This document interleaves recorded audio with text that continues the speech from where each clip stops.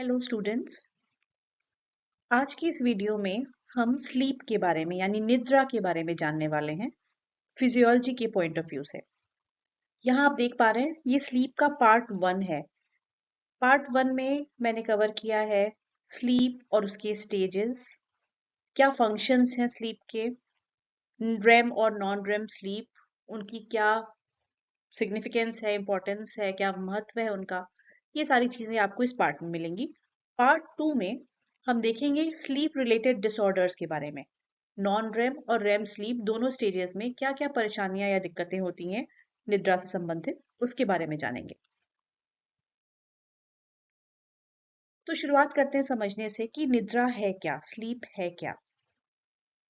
हमारे ब्रेन की एक्टिविटी के कई सारे अलग अलग स्टेट्स होते हैं, जिसमें निद्रा या नींद की अवस्था है, वेकफुलनेस जब आप जगे हुए होते हैं, सचेत होते हैं, एक्सट्रीम एक्साइटमेंट बहुत ज्यादा खुश या बहुत ज्यादा उत्तेजित, और अलग अलग लेवल्स होते हैं आपके मूड के, जिसमें डिप्रेशन, फियर, एंजाइटी, ये सारी चीजें आती हैं। इन सभी में आपके ब्रेन के अंदर ही जो एक्टिविटीज हो रही हैं उनका रोल होता है। अब वेकफुलनेस और स्लीप ये दोनों ही नेचुरली अकरिंग, मतलब सामान्य तौर पर प्राकृतिक रूप से होने वाली अवस्थाएं हैं हमारे ब्रेन और बॉडी दोनों की। जब इंसान जगा हुआ होता है, जागृत होता है, वेकफुलनेस की स्टेट में होता है, तो ब्रेन एनवायरनमेंट से, आपके पर्यावरण से, आपके आसपास के माहौल से क्लोज कनेक्शन में होता है। यानी आपके सारी इंद्रियां, सारे सेंस ऑर्गन्स एक्टिव होते हैं। जो चीजें आप देख रहे हैं, परसीव कर रहे हैं, वो याद रहती हैं और आपके एक्शंस को, आपके व्यवहार को गाइड करती हैं। नर्वस सिस्टम भी एक्टिव होता है। कॉम्प्लेक्स थॉट प्रोसेस करना, एब्स्ट्रैक्ट आइडियाज डेवलप करना, नए कॉन्सेप्ट डेवलप करना, ये सारी चीजें वो कर पाता है। आप भाषा का प्रयोग कर पाते हैं दूसरे लोगों से इंटरेक्ट करने के लिए। मेंटल एक्टिविटी भी काफी कॉम्प्लेक्स होती है और स्किल्ड एक्टिविटीज आप कर पाते हैं। तो जब आप जगे होते हैं, आप कॉन्शियस होते हैं, आपको अवेयरनेस होती है, आपको पता होता है अपने ही थॉट्स के बारे में, अपने स्किल्स के बारे में, आप क्या देख रहे हैं, क्या समझ रहे हैं, आपके एक्शंस आप क्या कर रहे हैं, ये आपको पता होता है, आप अवेयर होते हैं। पर नींद के टाइम, निद्रा की जो अवस्था है, उसमें ये सब कुछ बदल जाता है। अब इंसान अपने पर्यावरण के क्लोज कांटेक्ट में नहीं होता है। बिहेवियर, आपका व्यवहार वो शिथिल पड़ जाता है। आपके थॉट्स जो हैं या कॉन्शियसनेस जो है, उसमें भी काफी बदलाव आते हैं जागृत अवस्था की तुलना में। स्लीप एक ऐसा बिहेवियर है जो कि बहुत जरूरी है हमारे जीवन के लिए। और आमतौर पर जब हम सोते हैं तो एक शांत वातावरण में, एक आरामदायक जगह लेटते हैं और एक अवस्था में, एक निश्चित तरह की अवस्था में, लेटे हुई अवस्था में लंबे घंटों तक बने रहते हैं। स्लीप एक डेली रिदम है, यानी रोज 24 घंटे की ड्यूरेशन में कम से कम एक बार होने वाली प्रक्रिया है, एक रिदम है। और ये वो अनकॉन्शियसनेस है, यानी वो अचेतन स्थिति है जिससे इंसान को जगाया जा सकता है, उठाया जा सकता है, उसको चेतन अवस्था में लाया जा सकता है सेंसरी या दूसरे स्टिमुलाई की मदद से। जब इंसान 60 साल का करीब हो चुका होता है, और तब तक अगर हम जोड़ें कि उसने सोने के समय कुल कितना समय बिताया है, बचपन से, पैदाइश से लेकर इस उम्र तक सोने में सिर्फ कितना समय दिया, अगर इसकी हम टोटलिंग करेंगे तो निकलेगा कि 20 साल इंसान, मतलब एक तिहाई लाइफ अपनी सोने में ही खर्च कर चुका है। हम लोगों में से ज्यादातर लोग अपनी पूरी लाइफ टाइम में 1,75,000 घंटे सोते हैं सिर्फ। तो जब अपनी लाइफ का इतना मेजर हिस्सा हम सिर्फ सोने में दे रहे हैं, तो जाहिर सी बात है कि सोना हमारे लिए किसी तरह की बहुत जरूरी शारीरिक मानसिक आवश्यकता होगी।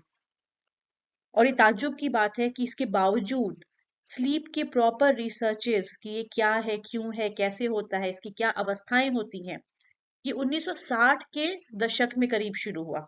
उसके पहले बहुत फोकस नहीं था इस चीज पर। तो स्लीप सिर्फ न जगे होने की अवस्था नहीं है, बल्कि इसमें कई सारी प्रक्रियाएं शामिल हैं, कई सारे जगने, सोने के, और सोने में भी अलग अलग स्टेजेस होते हैं जो इसके अंदर शामिल है। और दिमाग की अलग अलग स्टेट्स, यानी उनकी एक्टिविटी कितनी हो रही है दिमाग में, दिमाग कब शांत है, कब जागृत है, उत्तेजित है। उसके अलावा आपके शरीर में भी कुछ कुछ चेंजेस देखने में मिलते हैं, जहाँ पे उंगली का फड़कना से लेके बहुत ही डिटेल में सपने देखना, बहुत विविड ड्रीम्स देखना, ये सारा भी शामिल होता है। तो स्लीप में कई सारे स्टेजेस होते हैं, जो लाइट स्लीप से लेके वेरी डीप स्लीप तक जाते हैं। और ये स्टेजेस भी और भी दूसरे स्टेजेस में डिवाइडेड है, और हर एक की अपनी क्वालिटी होती है, हर एक में कुछ अंतर पाया जाता है। तो इस प्रकार से देखें तो स्लीप या निद्रा क्या है?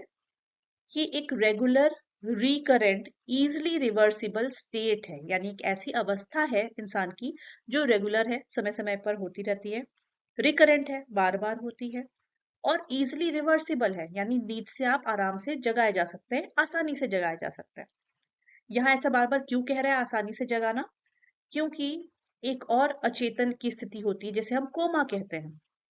उसमें आप स्ट्रॉन्ग सेंसरी स्टिमुलस की मदद से भी किसी को आवाज लगाकर, झकझोर कर आप नहीं जगा सकते उसको। तो इसलिए बार बार इसको इजिली रिवर्सिबल स्टेट बोला जा रहा है। और इसकी क्या विशेषता है? कि लगभग आप शांत स्थिति में होते हैं, और आपका जो थ्रेशहोल्ड होता है एक्सटर्नल स्टिमुलस या बाहरी उद्दीपक के प्रति प्रतिक्रिया करने का, रिस्पॉन्स करने का, वो थ्रेशहोल्ड काफी बढ़ जाता है। यानी आप आम जीवन में मान लीजिए जब आप जागृत अवस्था में हैं, आप जितनी लाउड आवाज के प्रति रिस्पॉन्स देंगे, आप सुन पाएंगे, उससे ज्यादा ऊंची आवाज, ज्यादा तीव्र आवाज आपको लगानी पड़ेगी आपको नींद की अवस्था से जगाने के लिए। तो इजिली रिवर्सिबल स्टेट तो है, लेकिन थ्रेशहोल्ड सेंसेस का आपके बढ़ जाता है। आपको अगर कोई नॉर्मल टच करे, आपको जागृत अवस्था में आराम से पता चलेगा, पर अगर कोई सो रहा है उसे आपको जगाना हो तो हल्के टच से नहीं होगा, आपको तेज दबाना पड़ेगा या उसको बहुत कस के हिलाना पड़ सकता है, क्योंकि थ्रेशहोल्ड बढ़ गया है सारे सेंसेस का। वो थोड़े से लेवल की स्टिमुलस से आपको असर नहीं कर रहा, या आपको पता नहीं चल रहा, अवेयरनेस नहीं हो रही। ये देखा गया है कि जब निद्रा में समस्याएं आती हैं, स्लीप डिस्टर्बेंस जब होता है, तो कई सारे मेंटल इलनेसेस की शुरुआती स्टेज में इस तरह की प्रॉब्लम देखी जा सकती है। बल्कि कई सारे मेंटल डिसऑर्डर्स ऐसे हैं जिसमें नींद का गड़बड़ होना एक चारित्रिक विशेषता उनकी पाई जाती है। अब वेकिंग स्टेट के बारे में थोड़ा और समझ लेते हैं, आपकी जागृत अवस्था के बारे में थोड़ा और समझ लेते हैं, फिर हम स्लीप के एक एक स्टेजेस पर पहुंचेंगे। तो जब भी हम स्लीप के बारे में उसकी स्टेजेस को समझने की कोशिश करते हैं, तो इसकी रिसर्च सबसे अच्छी तरह से तब हो पाती है जब एक स्लीप लेबोरेटरी में ये स्टडी कंडक्ट की जाती है। यानी कोई इंसान या हमारा पार्टिसिपेंट जो है, उसे हम स्लीप लेबोरेटरी में ले जाएंगे। ये एक रूम होता है जहां पर एक प्रॉपर सोने का अरेंजमेंट किया होता है, पर्सन को कंफर्टेबली नींद आ पाए इसके लिए। अक्सर एक यूनिवर्सिटी या मेडिसिन सेंटर में ये लोकेटेड होता है। तो इसमें कई सारे छोटे छोटे बेडरूम्स हो सकते हैं, और बेडरूम से जुड़ा हुआ ही एक ऑब्जर्वेशन रूम होता है जहां पर एक्सपेरिमेंटर रात भर जगा रहता है, ताकि वो ऑब्जर्व कर सके कि स्लीप के दौरान क्या एक्टिविटीज हो रही हैं, क्या चेंजेस आ रहे हैं।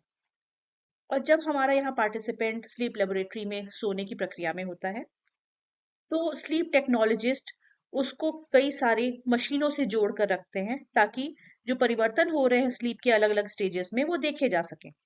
जैसे उनके सर पर ईईजी, इलेक्ट्रोएन्सेफलोग्राम के इलेक्ट्रोड्स अटैच होते हैं। उनके चिन पर मसल एक्टिविटी देखने के लिए कि शरीर में मसल मूवमेंट या मसल का टोन कैसे चेंज हो रहा है निद्रा की अलग अलग अवस्थाओं में, उसके लिए हम इलेक्ट्रोमायोग्राम या ईएमजी अटैच करते हैं, उसके इलेक्ट्रोड्स लगते हैं। कुछ इलेक्ट्रोड्स आंख के आसपास लगते हैं ताकि आई मूवमेंट्स कैच कर सके, इलेक्ट्रो ऑक्यूलोग्राम के थ्रू, ईओजी। और इसके अलावा कुछ और भी इलेक्ट्रोड्स या दूसरी तरह की डिवाइसेस इस्तेमाल की जा सकती हैं, ताकि ऑटोनॉमिक चेंजेस क्या शरीर में हो रहे हैं, जैसे हार्ट रेट, आपकी श्वसन क्रिया, रेस्पिरेशन, स्किन कंडक्टेंस, ये कैसे चेंज हो रहा है, इसको रिकॉर्ड किया जा सके। इसके लिए कुछ और डिवाइसेस भी लगाई जा सकती है। इंसान की जागृत अवस्था में अगर उसके ब्रेन में हम देखेंगे ईईजी रिकॉर्ड्स के थ्रू, तो क्या इलेक्ट्रिकल एक्टिविटी हो रही है वो देखी जा सकती है। और वेकिंग ईईजी यानी जब व्यक्ति जागृत अवस्था में है तब उसकी ईईजी आप देखें तो आपको अल्फा रिदम दिखाई देगी। ये नाम पहली बार कब दिया गया? ये जर्मन साइकाइट्रिस्ट हैंस बर्जर ने पहली बार 1929 में ये टर्म दिया, अल्फा रिदम। जैसा आप यहाँ तस्वीर में देख पा रहे हैं, इस तरह के कुछ वेव्स बन के आते हैं ईईजी मॉनिटर पे या ईईजी रिकॉर्ड में जब इंसान जगी हुई अवस्था में है, अल्फा रिदम। पर इसके बारे में क्या खास है कि ये जो अल्फा वेव्स या अल्फा रिदम है, ये कहाँ से रिकॉर्ड होती है? ये सर के एक खास हिस्से से रिकॉर्ड होती हैं। सर के पिछले हिस्से में आपको पता है ऑक्सीपिटल लोब होता है। ऑक्सीपिटल लोब आपकी दृष्टि या विजन से जुड़ा हुआ है, और जब वहां के इलेक्ट्रोड्स को चेक किया जाता है तो उसमें ये वाली वेव्स आती हैं, अल्फा वेव्स। यानी अल्फा एक्टिविटी एक सिर के खास हिस्से ऑक्सीपिटल लोब के ऊपर लगे हुए इलेक्ट्रोड से ही कैच की जा सकती है। तो अल्फा एक्टिविटी क्या है? ये एक रिदमिक ऑक्सीलेशन है ईईजी का, और इसकी फ्रीक्वेंसी होती है 8 से 12 या 8 से 13 हर्ट्ज के आसपास। इसका क्या मतलब है? हर्ट्ज क्या है? ये फ्रीक्वेंसी का पैमाना है। और ये क्या बताता है कि ये ऑक्सीलेशन जो आप देख रहे हैं, जो वेव फॉर्म्स देख रहे हैं, एक बार ऊपर गया वेव और फिर नीचे आया तो एक कंप्लीट ऑक्सीलेशन। तो ये एक पूरा ऑक्सीलेशन जो है, ये इस तरह के ऑक्सीलेशंस 8 से 12 या 13 बार हो रहे हैं एक सेकेंड के अंदर, तब हम कहेंगे ये अल्फा वेव्स दिख रही हैं। और ये काफी रिदमिक है क्योंकि ये वेव्स लगभग एक जैसी ऊंचाई की है, एक जैसी गहराई की है, सिमिलर है, पैटर्न दिख रहा है, रिदम इसमें दिखाई दे रहा है। तो अल्फा वेव्स रिदमिक ऑक्सीलेशन होता है ईईजी का।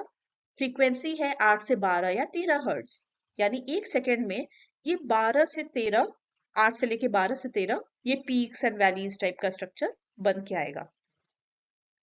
अब ध्यान देने की बात ये है कि ये जो एम्पलीट्यूड यानी ये वेव्स की, हर एक वेव की ऊंचाई जो आपको दिख रही है अल्फा रिदम में, ये बढ़ जाती है जब आंखें बंद करके कोई कामली रिलैक्स कर रहा हो। मतलब नींद में नहीं है, जगा हुआ है, जगी अवस्था में, पर आंख बंद करके सिंपली रिलैक्स कर रहा हो। और ये बहुत, इसका एम्पलीट्यूड कम हो जाता है या पूरी तरह अल्फा वेव्स बंद भी हो सकती हैं अगर इंसान आंख खोल लेता है। यानी ये रिलैक्स्ड वेकफुलनेस दर्शाता है कि आप जगे हैं पर रिलैक्स्ड अवस्था में। हालांकि अभी तक बहुत क्लैरिटी नहीं है रिसर्च में कि इसका उद्देश्य क्या है, ये क्या फंक्शन करता है, इसकी जरूरत क्यों है। लेकिन ये अल्फा वेव्स देखी जाती हैं जो पैसिव अटेंशन या रिलैक्सेशन को दर्शाती हैं। अब कुछ लोगों में काफी सारी अल्फा एक्टिविटी दिखाई देती है, पर कुछ लोगों में ये बिल्कुल भी नहीं दिख सकती है। मतलब रिलैक्स जगी हुई अवस्था में कुछ लोगों में कोई भी अल्फा एक्टिविटी नहीं भी दिख सकती है। अब अल्फा एक्टिविटी या अल्फा रिदम जो दिख रहा है, वो एक कैरेक्टरिस्टिक साइन माना जाता है वेकिंग ब्रेन का कि इंसान जगे हुए अवस्था में है, और ये स्लीप में नहीं पाया जाता। अल्फा एक्टिविटी आपको बिल्कुल नहीं दिखेगी स्लीप के किसी भी स्टेज में। दूसरी बात, जो ईजी पैटर्न दिख रहा है जब हम जगे हुए होते हैं, जैसा आपको यहाँ तस्वीर में दिख रहा है, एक और तरह का पैटर्न, उसको नाम दिया गया है बीटा रिदम। हैंस बर्जर ने उसे बीटा रिदम कहा। बीटा रिदम क्या है? बीटा एक्टिविटी क्या है? ये वो ईईजी ऑक्सीलेशंस हैं जो लो वोल्टेज की होती हैं, तेज होती हैं, इरेगुलर ऑक्सीलेशंस होती हैं। तो अगर आप यहाँ ये डायग्राम देखें, ये पिक्चर देखें बीटा वेव्स का, तो आप देख पाएंगे कि जो वेव्स दिख रही हैं ये बहुत तेज हैं, रैपिड हैं, क्योंकि आप देख पा रहे हैं ये 12 से 30 हर्ट्ज की फ्रीक्वेंसी की हैं। यानी एक सेकंड में ये जो वेव्स बन रही हैं ये 12 से 30 की संख्या में बन रही हैं। और ये इरेगुलर ऑक्सीलेशंस है। अभी आपने अल्फा में देखा था बहुत रिदमिक था, एक जैसा डिजाइन बनता हुआ जा रहा था, ऐसी वेव्स थी। यहाँ पे कोई पैटर्न नहीं दिख रहा है, कोई ऊंचा कोई नीचा, कोई छोटा कोई बड़ा, कैसा भी, ये इरेगुलर ऑक्सीलेशंस होता है। बीटा एक्टिविटी के बारे में खास ये है कि अल्फा एक्टिविटी की तुलना में ये पूरे ब्रेन से रिकॉर्ड हो सकती है। मतलब सर के किसी भी हिस्से पे अगर आपके इलेक्ट्रोड्स लगे हैं, वहां से बीटा रिदम कैच हो सकती है, और ऑक्सीपिटल लोब से भी। पर ये तभी होती है जब अल्फा रिदम ब्लॉक होती है, यानी जब अल्फा रिदम नहीं आ रही होगी तो ही बीटा आ रही होगी। इसका मतलब ये नहीं कि जब भी अल्फा नहीं आ रही होगी हमेशा बीटा आएगी, लेकिन ये दोनों एक साथ नहीं आ सकते, ये कहने का मतलब है।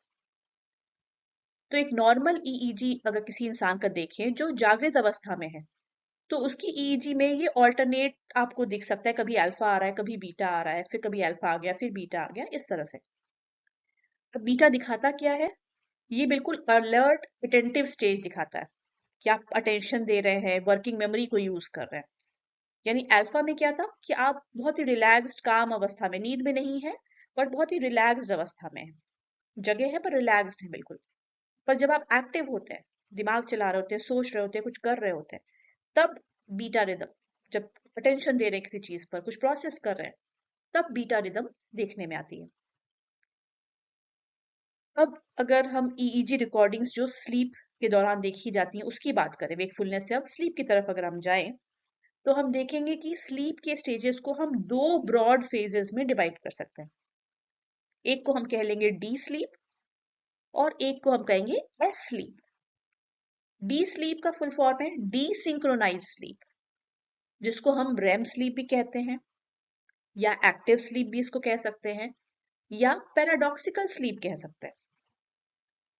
एस स्लीप यानी सिंक्रोनाइज स्लीप, इसको हम एन रेम स्लीप यानी नॉन रेम स्लीप, या क्वाइट स्लीप, या ऑर्थोडॉक्स स्लीप भी कहते हैं। अब ये नाम क्यों है? तो डीसिंक्रोनाइज्ड मतलब सिंक्रोनी, पैटर्न, रिदम नहीं है।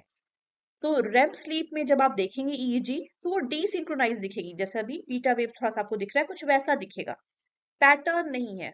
रेगुलर इंटरवल्स पे डिजाइन एक पैटर्न कंसिस्टेंट दिख रहा हो, ऐसा नहीं है। ऊपर नीचे, छोटा बड़ा, इस तरह की वेव्स आपको दिखेंगी। इसलिए कहा जा रहा है वो सिंक्रोनस नहीं है, पैटर्न में नहीं है, डीसिंक्रोनाइज्ड है, इसलिए इसको डीसिंक्रोनाइज स्लीप कह रहे हैं, शॉर्ट में डी स्लीप कह रहे हैं, या रेम स्लीप। और एक्टिव स्लीप क्यों कह रहे हैं? क्योंकि नॉर्मली स्लीप क्या होती है? पैसिव, निष्क्रिय। पर ये सक्रिय स्लीप है, एक्टिव स्लीप है। ऐसा क्यों कह रहे हैं आगे हम देखेंगे। और पैराडॉक्सिकल स्लीप भी नाम है, मतलब मिथ्याभासी, विरोधाभासी। यानी स्लीप कैसे होनी चाहिए? पैसिव, निष्क्रिय आप होने चाहिए। लेकिन यहाँ पे जिस तरह की बीटा जैसी एक्टिविटी वाले पैटर्न्स बन रहे हैं ईजी में, वो दिखा रहे हैं कि ब्रेन तो एक्टिव है। अब ऐसा क्या है, क्यों है, ये भी हम देखेंगे थोड़ी देर में। और एस स्लीप, सिंक्रोनाइज स्लीप, ये ऐसा क्यों कह रहे हैं? क्योंकि इसके जो वेव फॉर्म्स बनते हैं ईजी के, वो बहुत सिंक में होते हैं। एक ब्यूटीफुल पैटर्न दिखेगा, लगभग सेम ऊंचाई चौड़ाई के वेव्स बन के आ रहे हैं, तो सिंक्रोनाइज्ड दिख रहा है। इसको नॉन रेम स्लीप या NREM, NREM स्लीप कहते हैं। इसको क्वाइट स्लीप कहते हैं, जो हमारा नॉर्मल परसेप्शन है स्लीप के लिए कि शांति से इंसान सो रहा है, क्वाइट स्लीप। या ऑर्थोडॉक्स स्लीप, जैसी स्लीप होनी चाहिए। ये पैराडॉक्सिकल नहीं, ऑर्थोडॉक्स है। स्लीप कैसी होनी चाहिए? रेस्टफुल, शांत, क्वाइट, वैसी स्लीप है। तो एस स्लीप या नॉन रेम स्लीप को 4 और स्टेजेस में विभाजित किया गया है, स्टेज 1 से लेके स्टेज 4 तक। जब कोई व्यक्ति सोना शुरू करता है, तो पहले वो ये नॉन रेम स्लीप के 4 स्टेजेस से होके गुजरता है, और फिर वो रेम स्लीप में जाता है। आइए शुरू करते हैं पहले नॉन रैपिड आई मूवमेंट या नॉन रेम स्लीप से। नॉन रेम स्लीप का जो पीरियड होता है, उस पूरे पीरियड को 4 स्टेजेस में विभाजित किया गया है, स्टेज 1, स्टेज 2, स्टेज 3 और स्टेज 4। हर स्टेज लगभग औसतन 5 से 15 मिनट के लिए रह सकता है। जब हम स्लीप साइकिल की बात करते हैं, तो एक कंप्लीट स्लीप साइकिल में क्या शामिल होता है कि व्यक्ति नॉन रेम स्लीप के स्टेज 1, 2, 3 और 4 को पूरा करे, फिर रेम स्लीप, और ये मानते हैं ये कंप्लीट एक स्लीप साइकिल हो गई। जब रेम का फेज कंप्लीट हो जाता है, तो नई स्लीप साइकिल शुरू हो जाती है, उसी रात की नींद में या दिन की नींद में, जब भी आप कहें, नई स्लीप साइकिल शुरू हो जाती है, जिसमें क्या होता है, रेम पूरा होने के बाद इंसान फिर नॉन रेम के स्टेज 1, 2, 3, 4 और फिर रेम स्लीप ऐसे जाता है। तो ये एक कंप्लीट साइकिल मानी जाती है। हालांकि अभी आपको पता चलेगा कि जैसे जैसे रात में नींद बढ़ती है, जैसे हमने जब सोना शुरू किया, उसके बाद 2 घंटा हो गया, 4 घंटा, 6 ऐसे बढ़ते हुए, तो आप देखेंगे कुछ स्टेजेस छोटे होते जाते हैं समय में और कुछ प्रोलॉन्ग्ड या लंबे होते जाते हैं। तो ये सारे जो 4 स्टेजेस और रेम स्लीप है, सबका ड्यूरेशन हर स्लीप साइकिल में बराबर नहीं होता। लेकिन एक रात की स्लीप में मान लीजिए आप 8 घंटे की स्लीप ले रहे हैं अगर, तो उसमें कई सारी, नॉर्मली 3 से 4 स्लीप साइकिल्स हो सकती हैं, क्योंकि आमतौर पर मानते हैं, अगर टाइमिंग को आप मैच करेंगे, कि एक स्लीप साइकिल लगभग 90 मिनट की होती है, यानी 1.5 घंटे की होती है। आइए शुरू करते हैं नॉन रेम स्लीप की स्टेज 1 से। स्टेज 1 स्लीप जो है, ये पहली स्टेज होती है नींद की, जब आप बेड पर गए, सोना शुरू किया, और ये लाइटेस्ट स्लीप मानी जाती है। मतलब इसमें ईईजी अगर आप चेक करेंगे व्यक्ति का, तो वो जगे हुए अवस्था की तरह ही दिखता है। इसमें सबसे खास क्या चीज है जो बहुत कैरेक्टरिस्टिक है, कि इसमें ईईजी के पैटर्न में समय समय पे छोटे छोटे ड्यूरेशंस के लिए आपको थीटा एक्टिविटी दिखती है। ये अल्फा एक्टिविटी से भी छोटी है, क्योंकि आपको याद होगा अल्फा एक्टिविटी 8 से 13 हर्ट्ज तक की या 12 हर्ट्ज तक की होती है। ये थीटा एक्टिविटी है 4 से 8 हर्ट्ज की, यानी काफी स्लो वेव्स आ रही हैं, 1 सेकंड में सिर्फ 4 से 8 बार। तो यानी व्यक्ति और रिलैक्स्ड स्टेट में, अल्फा स्टेट से भी ज्यादा रिलैक्स्ड स्टेट में है। थीटा एक्टिविटी ड्राउजीनेस दिखाती है, यानी नींद आ रही है। जब आप थके होते हैं, थकान होती रहती है, नींद आती रहती है, नींद की तरफ जा रहे हैं, वो वाली स्टेट में थीटा एक्टिविटी दिखाई देती है। जब आप वेकिंग ईईजी में देखेंगे, जब व्यक्ति जगा हुआ है, उसकी ईईजी में आप देखेंगे, तो आपको ये दिखेगा। इसलिए स्टेज 1 स्लीप को माना जा सकता है कि ये एक ट्रांजिशन फेज है, जगे और सोने के बीच में, जागृत अवस्था और निद्रा के बीच में एक ट्रांजिशन, एक परिवर्तन का फेज है। पॉलीसोम्नोग्राफी में अगर हम देखें, तो उसमें दिखता है कि वेकफुलनेस से जब स्टेज 1 की स्लीप में इंसान जा रहा है, तो ब्रेन एक्टिविटी में कमी आ रही है। इस स्टेज में जब व्यक्ति है स्लीप स्टेज 1 में, तो उसको बिना किसी कठिनाई के आप आराम से जगा सकते हैं। हालांकि जब व्यक्ति को जगाते हैं, तो व्यक्ति को ऐसा फील हो सकता है कि नहीं, मैं सोया तो नहीं था, जगा ही था। ऐसा उसे फील हो सकता है, ऐसा लोग रिपोर्ट भी करते हैं। पर इस स्टेज में क्या हो रहा होता है कि व्यक्ति नींद में जाना और बाहर आना, ये उसका कुछ समय तक चलता है। जैसे जब आप नींद आती रहती है, नींद की अवस्था में पहुंच रहे होते हैं, तो थोड़ा जगते हैं, फिर नींद आती है, फिर थोड़ा नींद खुलती है, फिर मतलब नींद में आप जा रहे हैं धीरे धीरे। तो ये वाली स्टेज होती है। इसमें आपकी आंख की पलकें जो है, वो धीरे धीरे खुलती हैं, बंद होती हैं। आंख जो है आपकी आई बॉल, वो अपवर्ड एंड डाउनवर्ड मूव कर सकती है। ये वाली स्टेज होती है। आपने कभी नोटिस किया होगा, जब कोई व्यक्ति सोने की अवस्था में, जब उसको नींद आ रही है, तो आप पहचानते हैं इसी तरह से कि हाँ, इस व्यक्ति को नींद आ रही है। इसके साथ साथ क्या होता है शरीर के अंदर, हार्ट रेट भी कम होने लगती है, मसल टेंशन कम होने लगती है। जब आप जगे होते हैं, आपकी मांसपेशियां आपको टाइटेंड समझ में आएंगी, पर सोने की स्थिति जब आप आते हैं, तो आपकी मांसपेशियां हाथ पैरों के शरीर की थोड़ी ढीली पड़ जाती है, मतलब उसमें टेंशन नहीं रहता है, मसल टेंशन कम हो जाती है। साथ ही अगर व्यक्ति की आंखें बंद हैं, तो आप देख सकते हैं उसकी आई बॉल्स हल्की हल्की मूव करती हुई दिखाई देंगी। इसी के साथ एक और कैरेक्टरिस्टिक चीज जो स्टेज 1 में देखी जा सकती है, वो है कि अचानक से व्यक्ति के पैर में या दूसरे बॉडी के मसल्स में झटके से आ सकता है। कभी कभी ये होता है, बहुत रोज नहीं होता या बहुत फ्रीक्वेंटली नहीं होता, कभी कभी, लेकिन हर इंसान के साथ ऐसा होता है कि जब आप सोना शुरू ही करते हैं, तो आपको लगता है कि आप जैसे किसी खाई में गिर रहे हो, किसी ऊंचाई से गिर रहे हो, या बस झटका जैसा लगता है पैर में, और थोड़ा सा जग जाते हैं। इन झटकों को नाम दिया गया है हिप्निक मायोक्लोनिया या मायोक्लोनिक जर्क्स। ये जो झटके हैं, इनको मायोक्लोनिक जर्क्स कहते हैं, या हिप्निक मायोक्लोनिया की स्टेज कही जाती है। ये गिरने का या फॉलिंग का सेंसेशन फील कराते हैं। और ऐसा क्यों होता है? क्योंकि जब आप सोने की अवस्था में जा रहे होते हैं, तो ब्रेन के जो मोटर एरियाज हैं, जो बॉडी के अलग अलग पार्ट्स को कंट्रोल करते हैं, वो अचानक से स्पॉन्टेनियसली अपने से स्टिमुलेट हो जाते हैं। तो आपको ऐसा फीलिंग आएगा कि अच्छा आप गिर रहे हैं, या झटका जैसा कुछ लग रहा है। इस स्टेज में जैसे जैसे इंसान नींद की तरफ जाता है, अल्फा रिदम कम होती जाती है और ईईजी में छोटे एम्पलीट्यूड की इर्रेगुलर फ्रीक्वेंसी के साथ कुछ स्पाइक्स दिखाई देती है, वर्टेक्स स्पाइक्स जिनको कहा जाता है। इस स्टेज में व्यक्ति काफी संवेदनशील होता है सेंसरी स्टिमुलस के लिए, और अगर मॉडरेट स्टिमुलस भी होगा तो उससे भी वो जग सकता है। जैसे आपने देखा होगा जब आप कहीं सफर कर रहे हो, ट्रेन में, बस में या किसी और व्हीकल वगैरह में, तो इंसान नींद में जाता होता है, लेकिन जैसे ही उसका सर गिरने लगता है नीचे, या कहीं आपने अगर टिकाया हुआ नहीं है सर, तो जैसे ही हेड नॉड करेगा, झटका लगेगा, आप फिर थोड़ा सा जग जाते हैं। तो ये वो स्टेज है जहाँ हेड नॉड करने जैसा सिंपल स्टिमुलस भी आपको जगा सकता है, तो आप सेंसिटिव होते हैं काफी। वर्टेक्स स्पाइक्स जो आ रही है, मतलब जो अल्फा रिदम है वो तो कम होने लगी क्योंकि आप नींद में जा रहे हैं, रेस्टिंग वेकफुलनेस में तो नहीं है। और जो ये इररेगुलर और छोटे एम्पलीट्यूड है, छोटे ऊंचाई की वेव्स की जो बात की जा रही है, वर्टेक्स स्पाइक्स, इनको माना जाता है कि ये शुरुआती स्टेज है के कॉम्प्लेक्सेस के, जो हम देखेंगे कि स्टेज 2 में आते हैं, उसके कैरेक्टरिस्टिक है।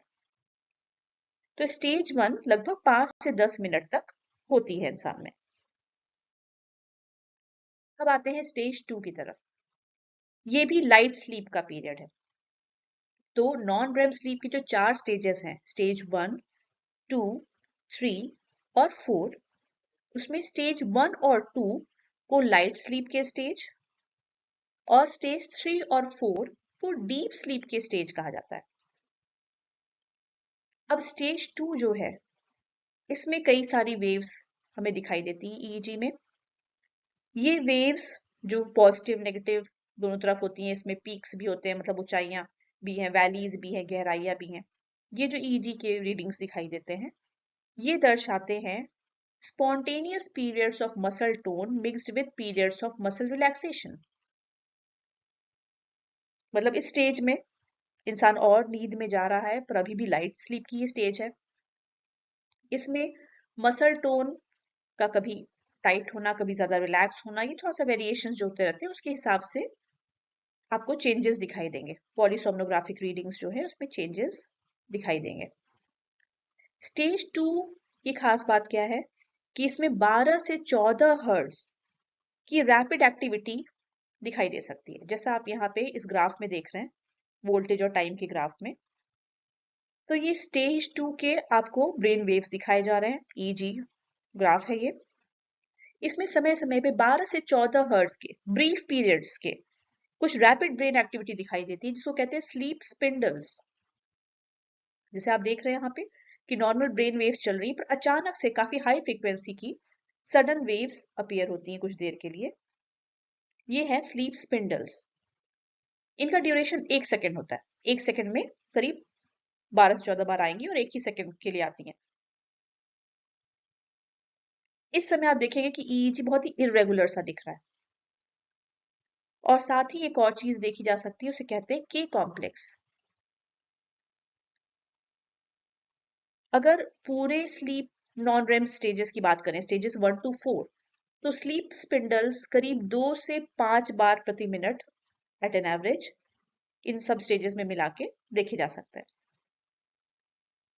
कुछ रिसर्चर्स का मानना है कि स्लीप स्पिंडल्स क्यों इंपॉर्टेंट हैं, क्या दिखाते हैं, तो ये दिखाते हैं उस मैकेनिज्म की एक्टिविटी जो हमें सोते रहने में या हमारी स्लीप को कंटिन्यू करने में, पर्सन को सुलाए रखने में इन्वॉल्व होते हैं। ऐसे कुछ मैकेनिज्म्स की एक्टिविटी को स्लीप स्पिंडल्स दर्शाते हैं। स्टेज 2 में व्यक्ति बहुत आराम से अच्छी नींद में सो रहा होता है, लेकिन अगर उसे अभी जगाया जाए तो वो कह सकता है कि नहीं नहीं, मैं सो नहीं रहा था या मैं सो नहीं रही थी। जबकि अगर उसको पहले जोर से हिलाने या तेज आवाज बुलाने के पहले नॉर्मली पुकारा गया हो, कुछ कहा गया हो, तो उसने कोई रिस्पॉन्स नहीं दिया होगा, कोई प्रतिक्रिया नहीं दी होगी।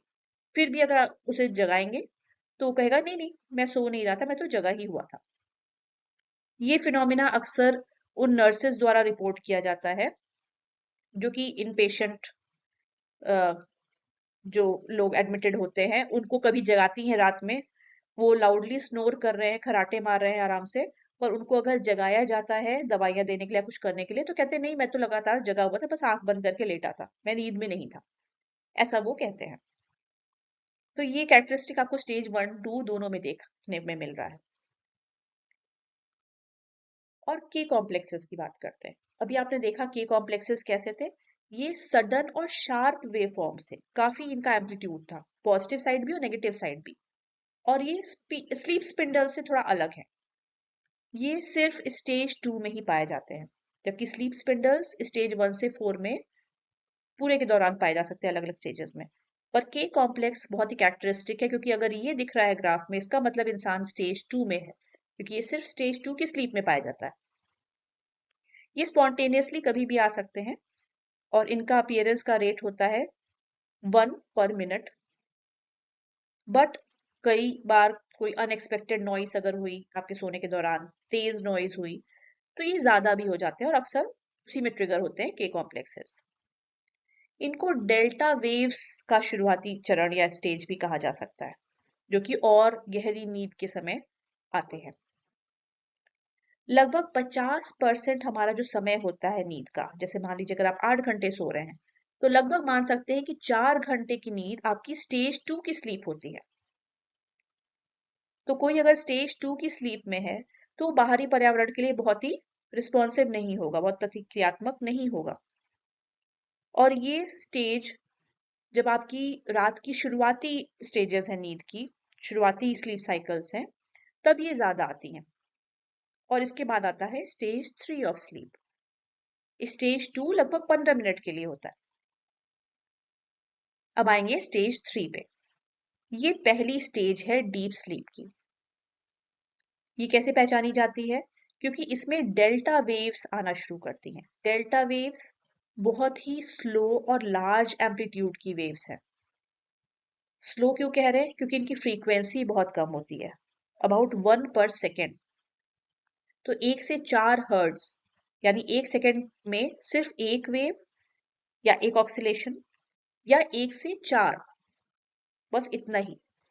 इसलिए बहुत ही स्लो वेव वाली स्टेज होती है, डेल्टा वेव्स नाम दिया गया इन्हें। इस स्टेज में इंसान को जगा पाना बहुत मुश्किल होता है, मतलब इंसान बहुत गहरी नींद में, बिकॉज ये डीप स्लीप की पहली स्टेज है। ये स्टेज लगभग 20 मिनट की हो सकती है। फिर आएंगे final stage non REM sleep की, जिसे हम कह रहे हैं स्टेज 4। स्टेज 4 भी डीप स्लीप स्टेज में आता है, उसका सेकेंड स्टेज है। ये स्टेज 3 स्लीप की तरह ही होता है, पर इसको कैसे पहचानते हैं, कैसे अलग करते हैं? क्योंकि इसमें एक्सटेंसिव डेल्टा वेव एक्टिविटी पाई जाती है, बहुत ज्यादा डेल्टा वेव एक्टिविटी इसमें दिखाई देती है। लगभग आधी रिकॉर्डिंग में ये स्टेज दिखाई देगा, क्योंकि बहुत ज्यादा high level of delta activity यहाँ पे दिखाई देगी। इस स्टेज से व्यक्ति को जगाना सबसे ज्यादा कठिन होता है। सिर्फ बहुत तेज आवाजें ही इंसान को जगा सकती हैं, बहुत तेज से उसे झकझोरा जाए तो वो जग सकता है। और जब व्यक्ति जगता है, तो वो ये नहीं कहता कि हाँ मैं तो जगा ही हुआ था। तब वो थोड़ा सा डिसोरिएंटेड लगेगा, उसे समझ नहीं आएगा कुछ सेकंड्स के लिए कि क्या हो रहा है, वो कंफ्यूज्ड सा दिखेगा। तो वो स्टेज मतलब इंसान बहुत ही गहरी नींद में सो रहा था। और ये स्टेज करीब 45 मिनट रह सकती है। तो अभी आपने देखा स्टेज 1 5 से 10 मिनट की थी, स्टेज 2 15 मिनट की थी, लगभग 20-25 मिनट मान लीजिए। स्टेज 3 भी आपने देखा कि 20 मिनट तक की हो सकती है, और स्टेज 4 45 मिनट की हो सकती है। हालांकि इनके सारे ड्यूरेशन अलग अलग स्लीप साइकिल में वैरी कर सकते हैं। लेटर स्लीप साइकिल्स जो है रात की तीसरी चौथी या और भी, उसमें ये स्लीप स्टेजेस कम हो सकती हैं, उनका ड्यूरेशन कम होने लगता है, और रेम स्लीप की स्टेज का ड्यूरेशन बढ़ने लगता है। स्टेज 3 और 4 की जो स्लीप है, उसे हम एक और नाम से जानते हैं, SWS, स्लो वेव स्लीप।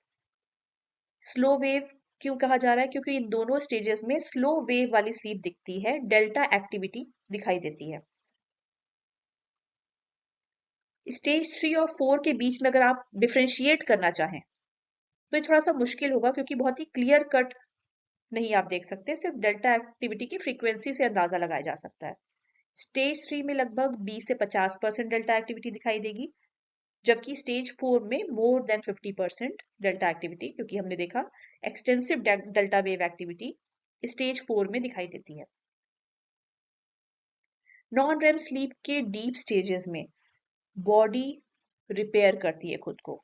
कोई चोट है, कुछ टूट फूट हुई है, रेगुलर बॉडी का वेयर एंड टियर हो रही है, सेल्स मरते हैं, नए सेल्स जनरेट होते हैं, टिश्यू रीबिल्ड होती है, बोन्स बनते हैं, मसल्स बनते हैं, इम्यून सिस्टम स्ट्रांग होता है। ये सारी प्रक्रियाएं deep stages of non REM sleep में होती है। और जैसे जैसे हमारी उम्र बढ़ती है, हम बूढ़े होते जाते हैं, वैसे वैसे हमें लाइट स्लीप आती है, डीप स्लीप के स्टेजेस छोटे और कम होते जाते हैं। स्लो वेव स्लीप में परसेप्शन या प्रत्यक्षीकरण बाहरी चीजों का, बाहरी एनवायरनमेंट का बहुत कम या लगभग एब्सेंट होता है। अगर हम क्या सोच रहे हैं, दिमाग में क्या विचार आ रहे हैं, उसकी बात करें तो काफी रिपीटेटिव थॉट्स आते हैं दिमाग में, जो कि हालांकि रिपीटेटिव होते हैं लेकिन लॉजिकल सेंस बनाते हैं। अब थॉट्स की बात कैसे यहाँ पे की जा रही है, तो ये ड्रीम के कंटेंट की बात की जा रही है, सपनों के कंटेंट की बात की जा रही है।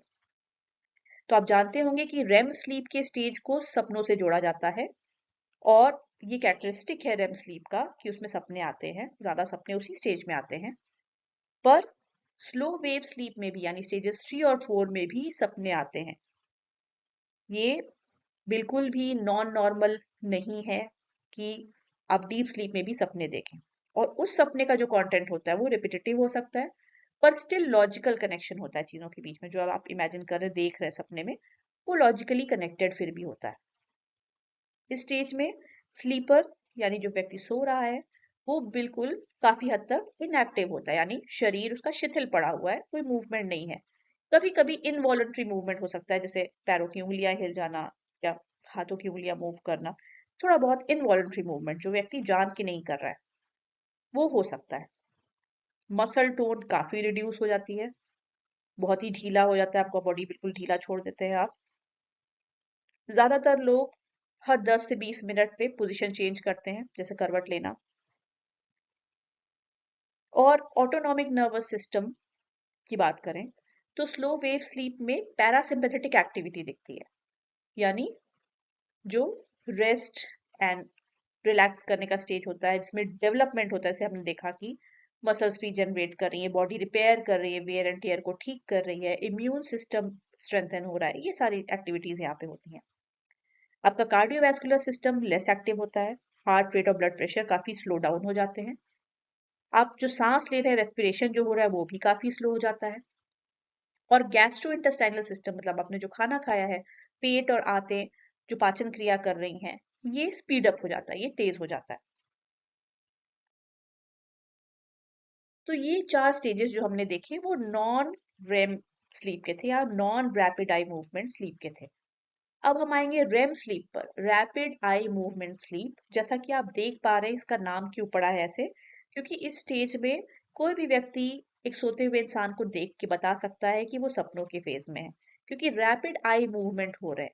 बंद आंखों के नीचे से आपके आई बॉल इतनी तेज मूवमेंट करती है कि वो देख के कोई भी बता सकता है कि आप सपनों वाली स्टेजेस में हैं। रैपिड आई मूवमेंट स्लीप का ये कैरेक्टरिस्टिक है। तो लगभग आपके स्लीप शुरू करने के 1.5 घंटे बाद, लगभग 90 मिनट बाद, आप रेम स्लीप शुरू करते हैं। अभी तक नॉन रेम की स्टेजेस चल रही थी, फिर आप रेम स्लीप शुरू करते हैं, क्योंकि 45 मिनट्स तो अकेले स्टेज 4 स्लीप की हो गई, और बाकी भी अगर आप 5 मिनट, 15-20 मिनट, 20 मिनट ऐसे ऐड करेंगे बाकी 3 स्टेजेस के, तो वो भी लगभग 40-45 मिनट्स की हो गई।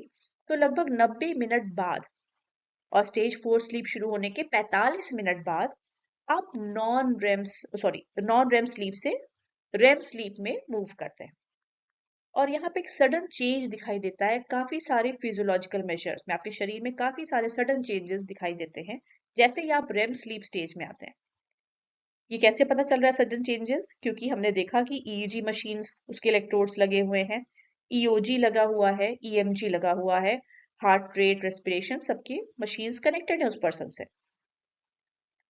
अब इसमें आपको क्या दिखेगा, ईईजी के वेव पैटर्न्स, वेव फॉर्म्स जो आ रहे हैं वो सडनली डीसिंक्रोनाइज हो जाएंगे, इसीलिए इसको डीप स्लीप या डी स्लीप कहा गया है।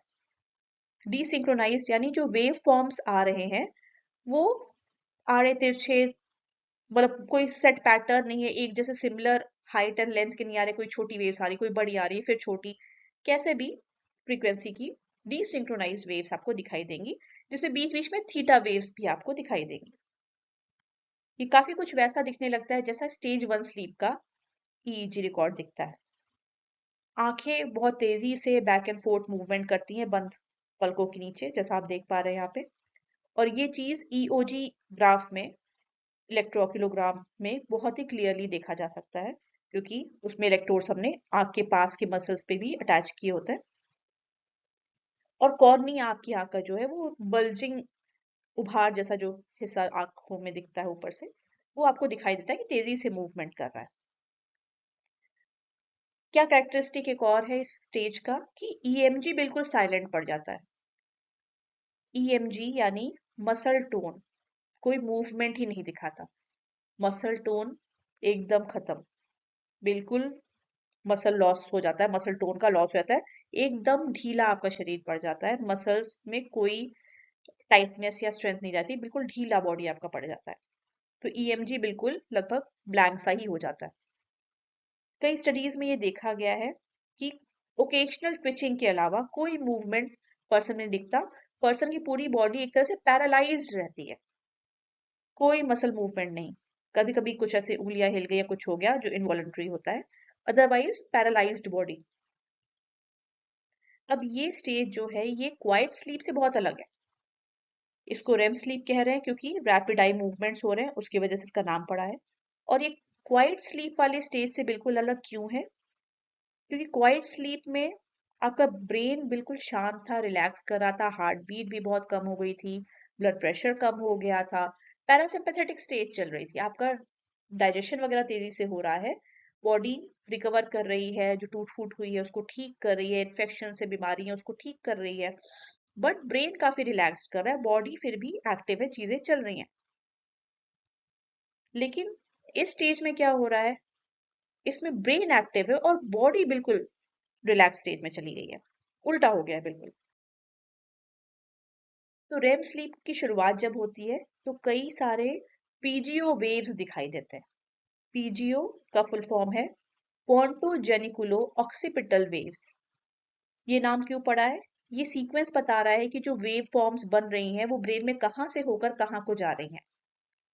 तो पीजीओ वेव्स क्या है? शार्प इलेक्ट्रिकल स्पाइक्स हैं जो शुरू हो रही हैं पॉन्स में, और वहां से वो जा रही है लेटरल जेनिकुलेट न्यूक्लियस में, इसलिए जेनिकुलो वर्ड आया, और फाइनली ये ऑक्सीपिटल कॉर्टेक्स में पहुंच रही है, इसलिए ऑक्सीपिटल टर्म आया।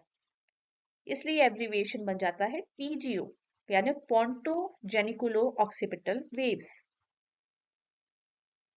हर पीजीओ वेव में आई मूवमेंट दिखाई देता है, और ये पीजीओ वेव्स रेम स्लीप के पूरे पीरियड में दिखाई देती है।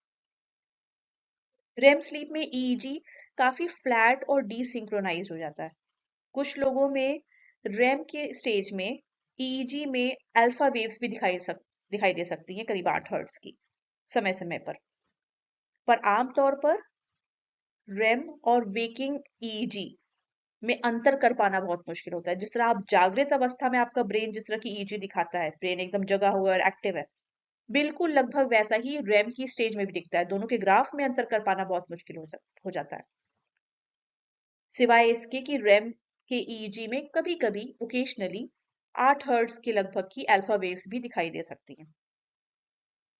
पर भले ग्राफ्स काफी सिमिलर दिख रहे हों, एक्टिव ब्रेन दिखा रहे हों, लेकिन जब आप जागृत अवस्था में होते हैं तो आपका मसल टोन बिल्कुल ठीक होता है, जबकि रेम स्लीप के स्टेज में पूरा पोस्चर, पूरा मसल्स ऑफ द बॉडी बिल्कुल ढीली पड़ जाती है, रिलैक्स हो जाती हैं।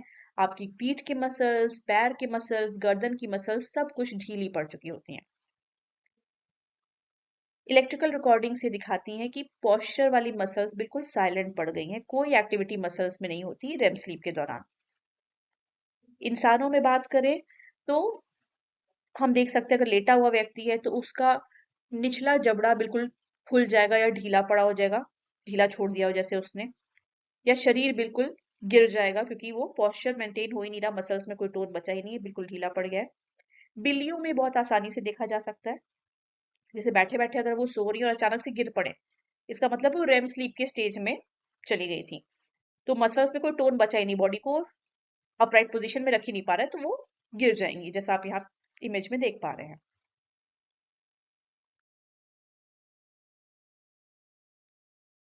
अब जो रेम स्लीप की स्टेज है, उसमें एक्स्ट्रा ऑक्यूलर मसल्स यानी आंख के आसपास की जो मसल्स हैं, उसमें कभी कभी कुछ एक्टिविटी दिख सकती है। कभी कभी कुछ फड़कना या कुछ ट्विचिंग टाइप का पता चल सकता है। कभी कभी पैर या हाथ की उंगलियों में हल्का मूवमेंट हो सकता है। बट और इन सबको छोड़ दें और आंख की जो मूवमेंट हो रही है उसको छोड़ दें, तो बाकी मसल्स ऑफ द बॉडी बिल्कुल शांत पड़ जाती है, उसमें कोई मूवमेंट डिटेक्ट नहीं होता है। इस स्टेज में जैसे आप जगे हुए अवस्था में होते हैं, वेकिंग स्टेज में होते हैं, उस तरह के लेवल का हार्ट रेट, ब्लड प्रेशर दिखाई देता है। ब्रीदिंग भी बढ़ जाती है और वेरिएबल हो जाती है। ये खास बात है ध्यान देने की। नॉन रेम स्लीप में ब्रीदिंग स्लो हो जाती है, पर एक सिंक में रहती है, एक रेगुलर ब्रीदिंग होती है। जबकि रेम स्लीप की स्टेज में ब्रीदिंग तेज भी हो जाती है और इरेगुलर होती है। कभी आप बहुत तेज तेज सांस ले रहे होते हैं, कभी थोड़ा धीरे ले रहे होते हैं, बहुत वेरिएशंस रहते हैं, एक रिदम या पैटर्न नहीं मिलता। इसके साथ ही कुछ और चेंजेस हमारे सेक्सुअल ऑर्गन्स में देखने को मिलते हैं। रेम स्लीप की स्टेज में मेल्स में पीनाइल इरेक्शन यानी उनके सेक्सुअल ऑर्गन में इरेक्शन दिखाई दे सकता है, जबकि फीमेल्स में increased vaginal blood flow, vagina के एरिया में ज्यादा ब्लड फ्लो हो सकता है। ये सब साइंस हैं सब्सटैंशियल विसरल एक्टिविटी की रेम स्लीप के अंदर। रेम स्लीप में आप देख पा रहे हैं आंखों की मसल की मूवमेंट है, हाथ पैर की उंगलियों में थोड़ा मूवमेंट हो सकता है, आंखों के आसपास की मसल्स में कभी कभी ट्विचिंग हो सकती है, और सेक्सुअल ऑर्गन्स में मूवमेंट्स या मसल में टेंशन दिखाई दे रही है। पर इसके अलावा जो भी स्केलेटल मसल्स हैं जिसको आप वॉलंटरली मूव करते हैं, उसमें जीरो एक्टिविटी दिखाई देगी, बहुत ही रिलैक्स्ड पड़ जाता है। मतलब बाकी भी जो एक्टिविटीज हो रही है मसल्स की वो सारी इनवॉलंटरी हैं, पर आप एक्टिवली जो मसल्स मूव कर पाते हैं स्केलेटल मसल्स, उसमें कोई मूवमेंट दिखाई नहीं देता है, खासकर spinal and cranial motor neurons में। पर ऑब्वियसली जो आंखों को कंट्रोल करने वाली मसल्स हैं और जो रेस्पिरेशन की है आपकी सांस लेने की, वो मसल एक्टिविटी में मसल टोन का लॉस नहीं होता है, क्योंकि अगर वहां हो गया तो आप सांस नहीं ले पाएंगे, या जो आई मूवमेंट्स हो रही हैं वो मूवमेंट्स भी इस समय नहीं हो पाएंगी।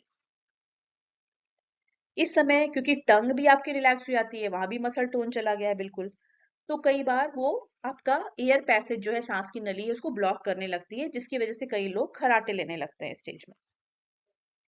तो इस स्टेज में आपने देखा कि ब्रेन बहुत एक्टिव होता है, बिल्कुल जगी हुई अवस्था की तरह से, इसलिए इस समय ऑक्सीजन का कंजम्पशन बहुत ज्यादा ब्रेन कर रहा होता है, ब्लड फ्लो भी तेजी से ब्रेन की तरफ हो रहा होता है, न्यूरॉन्स का फायरिंग काफी बढ़ जाता है, बिल्कुल वेकिंग स्टेज की तरह से आपका ब्रेन उस समय दिखाई देता है। इसीलिए वेकिंग स्टेज का ईईजी और रेम स्टेज का ईईजी, इसमें डिस्टिंग्विश कर पाना काफी मुश्किल हो जाता है।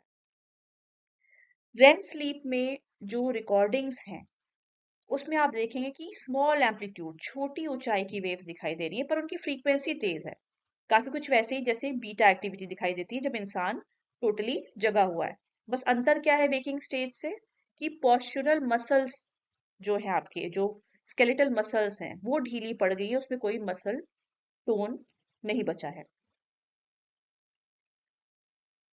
और अगर हम देखें तो इसका एक नाम जो पड़ा हुआ है रेम स्लीप का, जिसको हम कहते हैं पैराडॉक्सिकल स्लीप, वो नाम इसीलिए पड़ा है क्योंकि ये पैराडॉक्स है, मिथ्याभासी है, विरोधाभासी है, कि स्लीप की स्टेज में इंसान स्लीप में है, बट पैराडॉक्सिकल स्लीप है ये।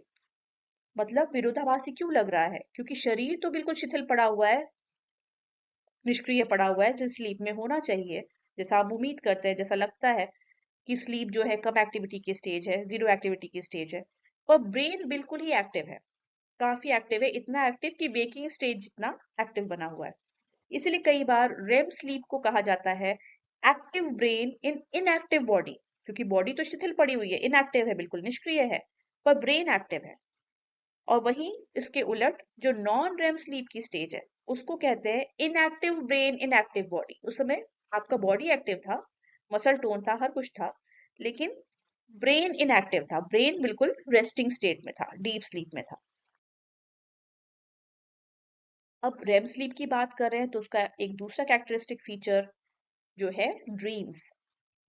तो ड्रीम्स यानी सपना, सपने देखना, इसको मुख्यतः रेम स्लीप से जोड़ा गया है। हालांकि जैसा पहले भी बताया, स्लो वेव स्लीप में ड्रीम्स नहीं आते, ऐसा बिल्कुल नहीं है, कम आते हैं, उसकी संख्या कम होती है। रेम स्लीप को ज्यादा जोड़ा गया है ड्रीमिंग से। और अगर हम इन सपनों की बात करें जो कि स्लो वेव स्लीप में देखे जाते हैं, यानी स्टेज 3 और 4 ऑफ नॉन रेम स्लीप, और रेम स्लीप के ड्रीम्स, तो इन दोनों में काफी अंतर भी पाया जाता है।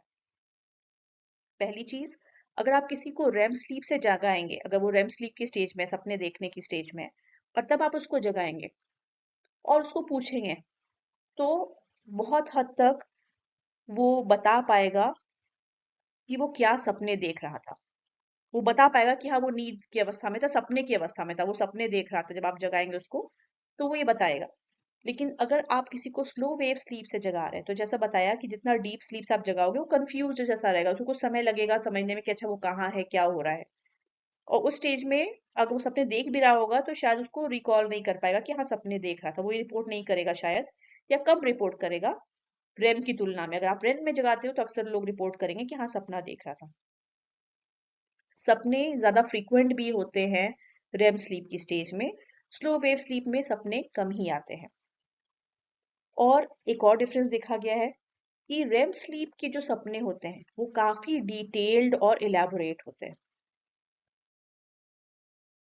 रेम स्लीप के जो सपने होते हैं वो काफी विविड भी होते हैं और इंटेंस होते हैं, काफी इंटेंसिटी वाले होते हैं। मतलब उसमें इमोशंस आपको काफी गहराई से फील होंगे, चाहे गुस्सा हो, क्रोध हो, खुशी हो, काफी इंटेंस ड्रीम आपको पता चलेगा। और वो एक नरेटिव जैसा होगा, स्टोरी लाइक होगा, आप कहानी की तरह, ये हुआ फिर ऐसा हुआ फिर मैंने ये किया, इस तरह सारे इवेंट्स को डिस्क्राइब कर पाएंगे। तो जैसा पहले भी बताया था कि स्लो वेव स्लीप में पर्सिवरेटिव थॉट्स आते हैं, यानी रिपीटेड कंटेंट आ सकता है, पर वो लॉजिकल होता है, वो संभव होता है, लॉजिकली कनेक्टेड होती हैं चीजें।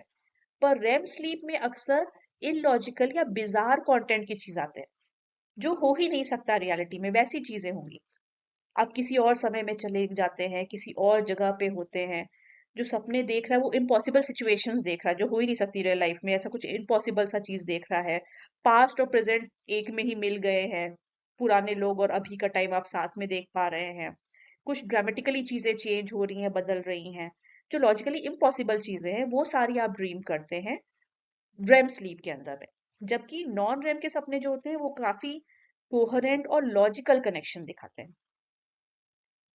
बट कोई भी ड्रीम हो, चाहे नॉन रेम का चाहे रेम का, जितना भी विविड क्यों ना हो, जब आप जगते हैं, उठते हैं, जागृत अवस्था में आते हैं, तो धीरे धीरे उसकी मेमोरी जाने लगती है। जो सपने रेम की स्टेज में आते हैं, वो ये साबित करते हैं, इस चीज का प्रमाण है कि वो ब्रेन आपका उस समय हाईली एक्टिव था, क्योंकि आप बिल्कुल ऐसी ऐसी चीजें, फैंटेसीज देखते हैं जो रियली पॉसिबल नहीं होता। और ये अच्छी बात है कि रेम स्लीप स्टेज में आपके स्केलेटल मसल्स में कोई मूवमेंट नहीं हो सकता, पूरा मसल टोन लॉस हो जाता है। अदरवाइज जो आप अजीबोगरीब सपने देख रहे हैं उसको एक्ट आउट भी करने लग सकते हैं। और इनफैक्ट ये एक प्रॉब्लम भी है जो हम आगे देखेंगे स्लीप के पार्ट 2 में, कि क्या प्रॉब्लम्स आती हैं या स्लीप रिलेटेड डिसऑर्डर्स क्या क्या है, उसमें आप ये चीज देखेंगे और अच्छे से समझेंगे। रेम स्लीप काफी इंपॉर्टेंट है, खासकर एडवांस्ड स्पीशीज में, जैसे ह्यूमन बीइंग्स हैं, प्राइमेट्स हैं। इनमें खासकर इनकी मेंटल लाइफ के लिए रेम स्लीप इंपॉर्टेंट मानी जाती है, क्योंकि स्लो वेव स्लीप जो है वो रेप्टाइल्स वगैरह में भी दिखाई देती है, निचले जानवरों में भी दिखाई देती है, पर रेम स्लीप नहीं दिखाई देती। सिर्फ मैमल्स ही हैं, स्तनपाई जीव जो हैं वही हैं जिनमें क्लियर रेम स्लीप का इंडिकेशन मिलता है। यानी एडवांस्ड स्पीशीज की मेंटल लाइफ में कुछ खास रोल है रेम स्लीप का। रेम स्लीप इंटेलिजेंट मैमल्स के स्पीशीज में ज्यादा दिखाई देती है। अब उदाहरण के लिए ले लें चिड़ियों को, बर्ड्स। तो ये मैमल्स से निचले स्तर के और प्रिमिटिव एनिमल्स माने जाते हैं, और इनमें रेम स्लीप दिख सकती है बहुत थोड़े समय के लिए, बहुत थोड़े अंतराल के लिए, वो भी जस्ट आफ्टर बर्थ। बच्चे जो बर्ड्स होते हैं उनमें दिखाई देती है, एडल्ट बर्ड्स में बिल्कुल भी रेम स्लीप दिखाई नहीं देती। लेकिन जो भी हायर ऑर्डर मैमल्स हैं उन सब में रेम स्लीप का पैटर्न दिखाई देता है। यानी रेम स्लीप का होना और कॉम्प्लेक्स ब्रेन फंक्शन का होना इवोल्यूशन के क्रम में कहीं ना कहीं जुड़ा हुआ है। रेम स्लीप का काम क्या होता है? ये न्यूरॉन्स के ग्रोथ में मदद करती है, खासकर छोटे बच्चों में। ये नर्वस सिस्टम के मैच्योर होने में भी हेल्प करती है। रेम स्लीप के दौरान सबसे ज्यादा प्रोटीन सिंथेसिस होता है और ये मेमोरी को भी मतलब शॉर्ट टर्म को लॉन्ग टर्म में कन्वर्ट करने में या कंसोलिडेट करने में, मेमोरी को उसको स्ट्रांग बनाने में, परमानेंट बनाने में भी रोल प्ले करती है। अब रेम स्लीप के दौरान आप जितने भी सपने देखते हैं, जो भी इमोशंस फील करते हैं, लगभग सपनों का जो कंटेंट है 60% सपने का कंटेंट सैडनेस होता है, दुख, एप्रीहेंशन, भय, आशंका किसी तरह की, या क्रोध, एंगर। 20% कंटेंट करीब खुशी या एक्साइटमेंट का होता है और 10% कंटेंट सेक्सुअल फीलिंग्स या एक्टिविटीज का होता है। हालांकि जैसा आप यहाँ पे इस ग्राफ में देख पा रहे हैं, मेन एंड विमेन में ये परसेंटेजेस थोड़ा सा वेरी करते हैं। इन्फेंट्स जो हैं, नवजात शिशु, 1 साल के अंदर के बच्चे या 1 साल तक के बच्चे, इनमें एक विशिष्ट पैटर्न पाया जाता है। एडल्ट्स में आप देखते हैं कि आप स्लीप की साइकिल जो है वो नॉन रेम से शुरू हो रही है। नॉन रेम के स्टेज 1, 2, 3 और 4, और फिर रेम स्लीप आ रही है।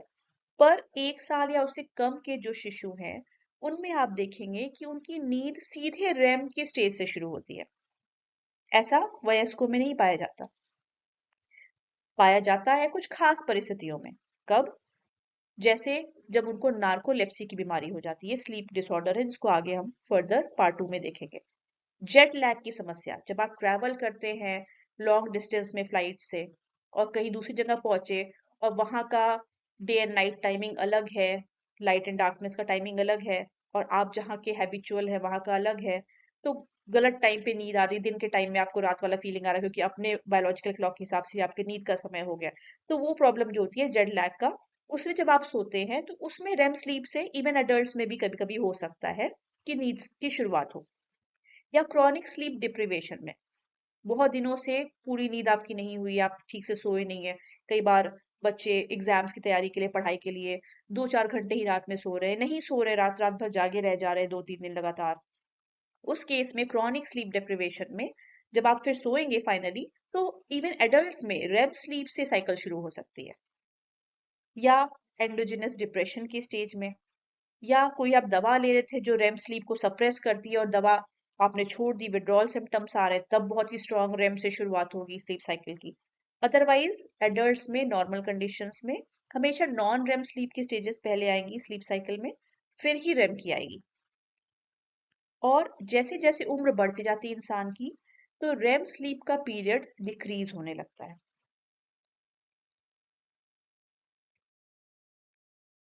अब थोड़ा सा बात करेंगे इवोल्यूशन ऑफ स्लीप की शुरुआत कैसे हुई। अगर रेम स्लीप की बात करें तो जितने भी मैमल्स हैं, जितने भी स्तनपायी हैं जिनकी स्टडी की गई है, एक डॉल्फिन को अगर छोड़ दिया जाए तो सारे ही स्तनपाइयों में रेम स्लीप और स्लो वेव स्लीप ये दोनों ही दिखाई देते हैं।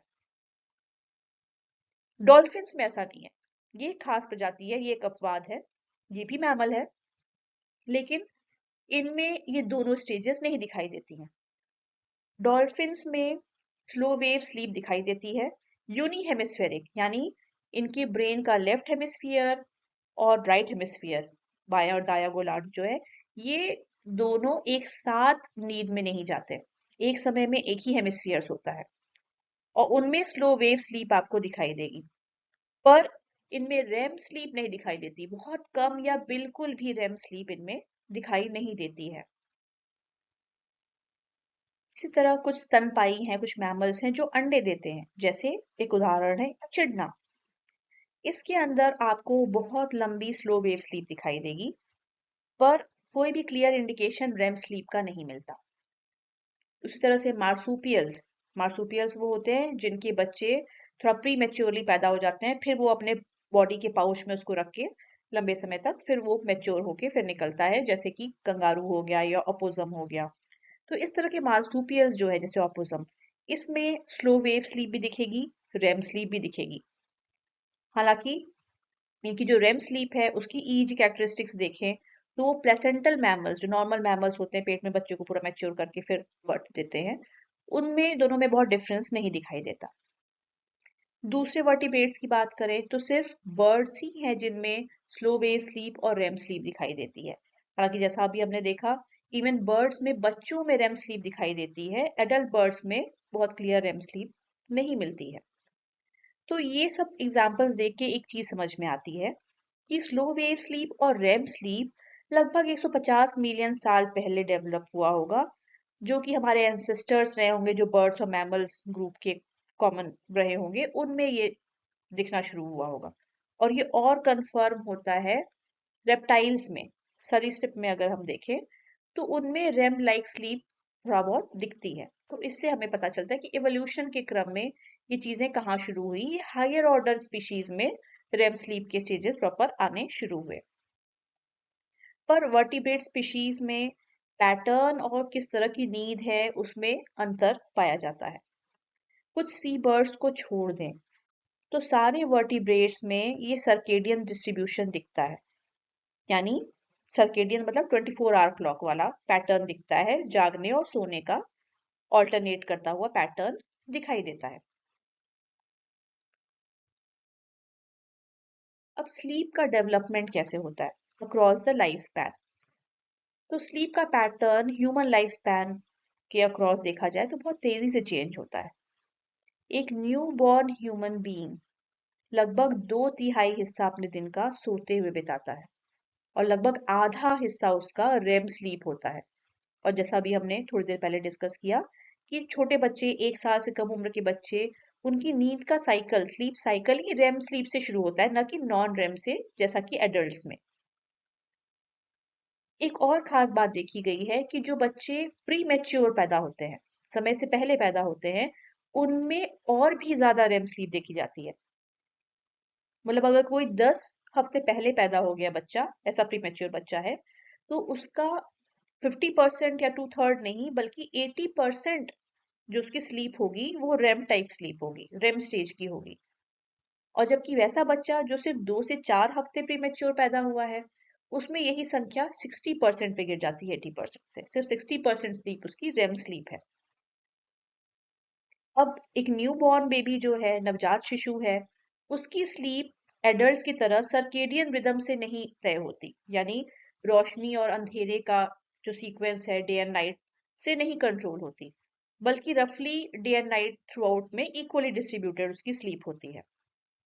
लेकिन जैसे जैसे हमारी उम्र बढ़ती जाती है, वैसे वैसे स्लीप के स्टेजेस में काफी ड्रास्टिक चेंज देखा जा सकता है और उम्र बढ़ने के साथ साथ बहुत तेजी से गिरावट देखी जा सकती है स्टेज 3 और 4 की स्लीप में।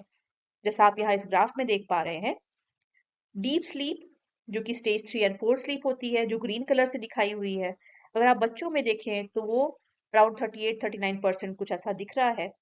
लेकिन जैसे जैसे उम्र बढ़ रही है, काफी तेजी से इसके अंदर डिक्लाइन दिखाई दे रहा है। जो 60 साल की उम्र तक के लोग हैं, उनमें सिर्फ 55% रह जाता है मिलाकर स्टेज 3 और 4 स्लीप, जो कि डीप स्लीप है। 55% किसका? जितना कि जब 20 साल के वो थे तब जितनी स्लीप होती थी, उसका सिर्फ 55% टाइम वो अब स्टेज 3 और 4 में देते हैं, जो 60 साल के लोग हो गए। ये जो गिरावट है स्टेज 3 और 4 के स्लीप के टाइमिंग में, ड्यूरेशन में, ये काफी जल्दी ही शुरू हो जाती है लाइफ में। लगभग 30 साल के ऊपर के लोगों में ये गिरावट शुरू हो जाती है और 90 साल की उम्र आते आते सारी स्लीप की जो स्टेजेस हैं, मतलब 3 और 4 वाली जो डीप स्लीप के स्टेजेस हैं, वो टोटली खत्म हो जाती है। यानी 90 साल की एज आते आते इंसान डीप स्लीप में जाता ही नहीं है, वो सिर्फ light sleep and REM sleep की स्टेजेस में जाता है। ये जो डिक्लाइन है, ये जुड़ा हुआ है कॉग्निटिव एबिलिटीज के डिक्लाइन करने से। यानी देखा गया है कि जिस स्टेज में जाकर आपकी डीप स्लीप टोटली खत्म हो जा रही है, तब तक बहुत काफी गिरावट आपके मानसिक क्षमताओं में भी आ चुकी होती, कॉग्निटिव कैपेसिटीज आपकी काफी कम हो जाती हैं और ऐसे लोगों में सीनाइल डिमेंशिया भी देखा जा सकता है। और ये जो एज से जुड़ा हुआ डिक्लाइन है स्टेज 3 और 4 के स्लीप के ड्यूरेशन में, ये सिर्फ इंसानों में नहीं और भी मैमल्स में पाया जाता है। तो अभी तक तो हमने देखा ही कि जब स्लीप लेबोरेटरी में किसी व्यक्ति को हम स्टडी करते हैं तो क्या क्या मशीनें या मेजर्स इस्तेमाल होते हैं। वही हम यहाँ पे थोड़ा और डिटेल में देख लेते हैं कि स्लीप की स्टडी की कैसे जाती है। तो स्लीप की स्टडी करने का 3 तरीका हो सकता है। एक तो कोई व्यक्ति एक सोते हुए व्यक्ति को बाहरी तौर पे ऑब्जर्व करे कि क्या मूवमेंट्स हो रहे हैं, कैसे आईज मूव कर रही हैं, बॉडी में कोई मूवमेंट है कि नहीं, मसल टोन क्या है। तो विजुअली ऑब्जर्व करके देखने का एक मेथड हो सकता है। दूसरा है ईईजी का मेथड, ब्रेन वेव्स से आप समझ सकते हैं कि कौन व्यक्ति किस स्टेज में है स्लीप के। और तीसरा है पॉलीसोमनोग्राफी। ये ज्यादा प्रिफर्ड मेथड है स्लीप रिसर्चर्स में, और इसमें कई सारे इंस्ट्रूमेंट्स यूज होते हैं जैसा अभी हमने देखा। एक तो कंटिन्यूअसली ईईजी रिकॉर्डिंग होती है, खासकर ऑक्सीपिटल लोब और पैराइटल लोब पे लगे हुए इलेक्ट्रोड से। दूसरा है इलेक्ट्रो ऑक्यूलोग्राफी का इस्तेमाल आई मूवमेंट्स को रिकॉर्ड करने के लिए। ईएमजी का इस्तेमाल होता है मसल में पोटेंशियल एक्टिविटीज रिकॉर्ड करने के लिए। ईकेजी यानी इलेक्ट्रोकार्डियोग्राफी, ये इस्तेमाल हो रही है हार्ट की एक्टिविटीज को देखने के लिए, हार्ट रेट कैसे चेंज हो रहा है, फ्लक्चुएट हो रहा है, कार्डियक स्टेटस देखने के लिए। कुछ केसेस में हम रेस्पिरेटरी ट्रैकर्स भी यूज करते हैं, जैसे ऑक्सीमेट्री, एक्सपायर्ड CO2 कितना CO2 हम छोड़ रहे हैं, O2 सैचुरेशन कितना है ब्लड में, ये measurement. MSLT, multiple sleep latency test, यानी बार बार रिपीटेडली मेजर करते हैं स्लीप की लेटेंसी, कि सोने से लेकर स्लीप आना कब शुरू हो रही है, इनिशिएट हो रही है, वो ड्यूरेशन। फिर हमने अभी देखा कि फिनाइल इरेक्शन वगैरह होता है, तो वो भी एक तरह का मेजर है। बॉडी टेम्परेचर का फ्लक्चुएशन, वो भी एक मेजर है। बॉडी टेम्परेचर से मैं एक पॉइंट यहाँ पर बता दूं कि नॉन रेम स्लीप में बॉडी टेम्परेचर भी काफी स्टेबल रहता है, जबकि रेम स्लीप में बॉडी टेम्परेचर भी काफी फ्लक्चुएट करता है, तेजी से फ्लक्चुएट कर सकता है। कभी बहुत गर्मी महसूस हो सकती है, कभी ठंडा महसूस हो सकता है, काफी वेरिएशंस देखे जाते हैं। गैल्वेनिक स्किन रिस्पॉन्स GSR भी मेजर किया जाता है, और बॉडी मूवमेंट्स को भी स्टडी किया जाता है। और ये सारे रिकॉर्डिंग्स, खासकर पॉलीसोमनोग्राफी मेथड की ये सारे जो मेजर्स यूज हो रहे हैं, ये through out the night sleep ये रिकॉर्डिंग्स लगातार कॉन्स्टेंटली की जाती हैं। अब आते हैं स्लीप साइकिल्स पर। स्लीप साइकिल्स हमने अभी देखी है, उसकी बात की, पर एक बार फिर से रिकैप कर लेंगे, थोड़ा फिर से समझ लेंगे। तो जागृत अवस्था से जब हम नींद में जाते हैं और फिर नींद से फिर जगते हैं, तो ये डेली रिदम हमारी लाइफ में देखा जा सकता है। ज्यादातर लोगों में एक फिक्स्ड स्लीप वेकिंग साइकिल होती है, लगभग सेम समय पर रात में सोने जाते हैं, लगभग सेम समय पर सुबह में उठते हैं। ये स्लीप वेक साइकिल जो है, ये 24 घंटे की साइकिल होती है, इसीलिए ये सर्केडियन रिदम का एग्जाम्पल है। सर्केडियन वर्ड आया है लैटिन वर्ड सर्का और डायस से। सर्का का मतलब है अबाउट, डायस का मतलब है डे, मतलब लगभग एक दिन का, यानी 24 आवर्स का। तो ह्यूमंस में कई सारी सर्केडियन रिदम होती हैं, जैसे हॉर्मोन्स का रिलीज एंड अदर थिंग्स। उसमें से एक major circadian rhythm sleep wake cycle है।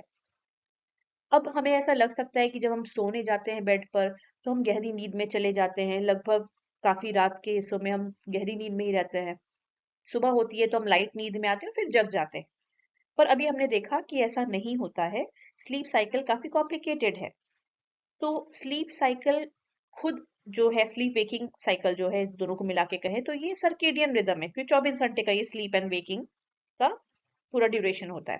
लेकिन सिर्फ स्लीप की अगर बात करें, तो जैसे हमने अभी डिस्कस भी किया कि एक रात की स्लीप में आप 3 से 4 या कुछ लोग 6, डिपेंड करता है कितने घंटे आप सो रहे हैं, उतनी स्लीप साइकिल्स में आप जाते हैं। यानी जब आप सोते हैं, तो खासकर एडल्ट्स में, हम पहले लाइट स्लीप में जाते हैं, स्टेज 1 और 2 ऑफ नॉन रेम। फिर हम डीप स्लीप में जाते हैं, स्टेज 3 और 4 ऑफ नॉन रेम। फिर रेम में जाते हैं। ये पूरा ड्यूरेशन लगभग 90 मिनट का ये एक स्लीप साइकिल होती है। फिर वापस हम मूव करते हैं फिर नॉन रेम में। और यूजुअली रेम स्लीप के बाद जब हम नॉन रेम पे फिर वापस मूव करते हैं, यानी नई स्लीप साइकिल शुरू होती है, तो थोड़ी हमारी नींद ब्रेक होती है, हम करवट लेते हैं, थोड़ा सा ब्रीफ, जो याद रह सकता भी है और कभी नहीं भी रहता है, थोड़ा मूवमेंट्स करते हैं, एंड देन फिर नॉन रेम स्लीप से लेके फिर वही साइकिल चलती है। अब ये साइकिल्स जो हैं, ये भी साइकिल्स हैं, ये बायोलॉजिकल क्लॉक के हिसाब से हो रहा है, एक कंप्लीट स्लीप साइकिल है। ये स्लीप साइकिल जो लगभग 90 मिनट की होती है और हर रात में 4 से 6 बार हो सकती है, ये एग्जाम्पल है अल्ट्राडियन रिदम का। अल्ट्राडियन रिदम मतलब ऐसी बॉडी की रिदम जो कि 24 घंटे से कम की है। 24 घंटे वाली रिदम को हम कह रहे हैं सर्केडियन रिदम। अल्ट्रेडियन रिदम या अल्ट्राडियन रिदम क्या है? ऐसा बायोलॉजिकल रिदम जिसका पीरियड लेस देन 24 आवर्स है। तो हर एक स्लीप साइकिल जो लगभग 90 मिनट की है, उसको हम कह सकते हैं कि वो एक अल्ट्राडियन रिदम है। हमारे स्लीप के पैटर्न में काफी डिस्टिंक्ट चेंजेस देखने में मिलते हैं। ज्यादातर लोग स्टेज 4 स्लीप में जाते हैं अपनी फर्स्ट स्लीप साइकिल में, पर जैसे जैसे रात गहरी होती है, रात बढ़ती है, प्रोग्रेस करती है, वैसे वैसे आप देखेंगे कि स्लो वेव स्लीप यानी stage 3 and 4 of non REM sleep छोटी और हल्की होती जाती है। और सेकेंड एंड थर्ड स्टेजेस या स्लीप साइकिल्स में बहुत कम चांस है कि आप स्टेज 4 स्लीप में पहुंचे, यानी डीपेस्ट स्टेज ऑफ स्लीप में पहुंचे। इनफैक्ट लेटर साइकिल्स में रेम स्लीप ज्यादा होने लगती है और डीप स्लीप का ड्यूरेशन कम होने लगता है, और पूरी स्लीप साइकिल भी एक्सटेंड हो जाती है। यानी हर स्लीप साइकिल लगभग 90 मिनट की हो ऐसा जरूरी नहीं है, वो एट एन एवरेज है। शुरुआती स्लीप साइकिल्स जैसे पहली दूसरी 70-80 मिनट की हो सकती हैं टोटल, लेकिन अगली थर्ड एंड फोर्थ या आगे की स्लीप साइकिल्स 110 मिनट तक की भी हो सकती हैं। एट एन एवरेज आप कह सकते हैं कि 90 मिनट की एक स्लीप साइकिल होती है। और ये जो एक्सटेंडेड पीरियड हो रहा है स्लीप साइकिल का, ये रात जैसे जैसे गहरी होती जाती है, सपोज आप 9-10 बजे सोने गए तो मे बी अराउंड 1-2 इसके आसपास ये स्टेज लंबी या स्लीप साइकिल लंबी होने लगती है, 110 मिनट तक की भी जा सकती है। पर जैसे जैसे सुबह होने का समय होने लगता है, स्लीप साइकिल फिर छोटी होने लगती है, फिर 90 मिनट 70-80 मिनट की तरफ आ सकती है।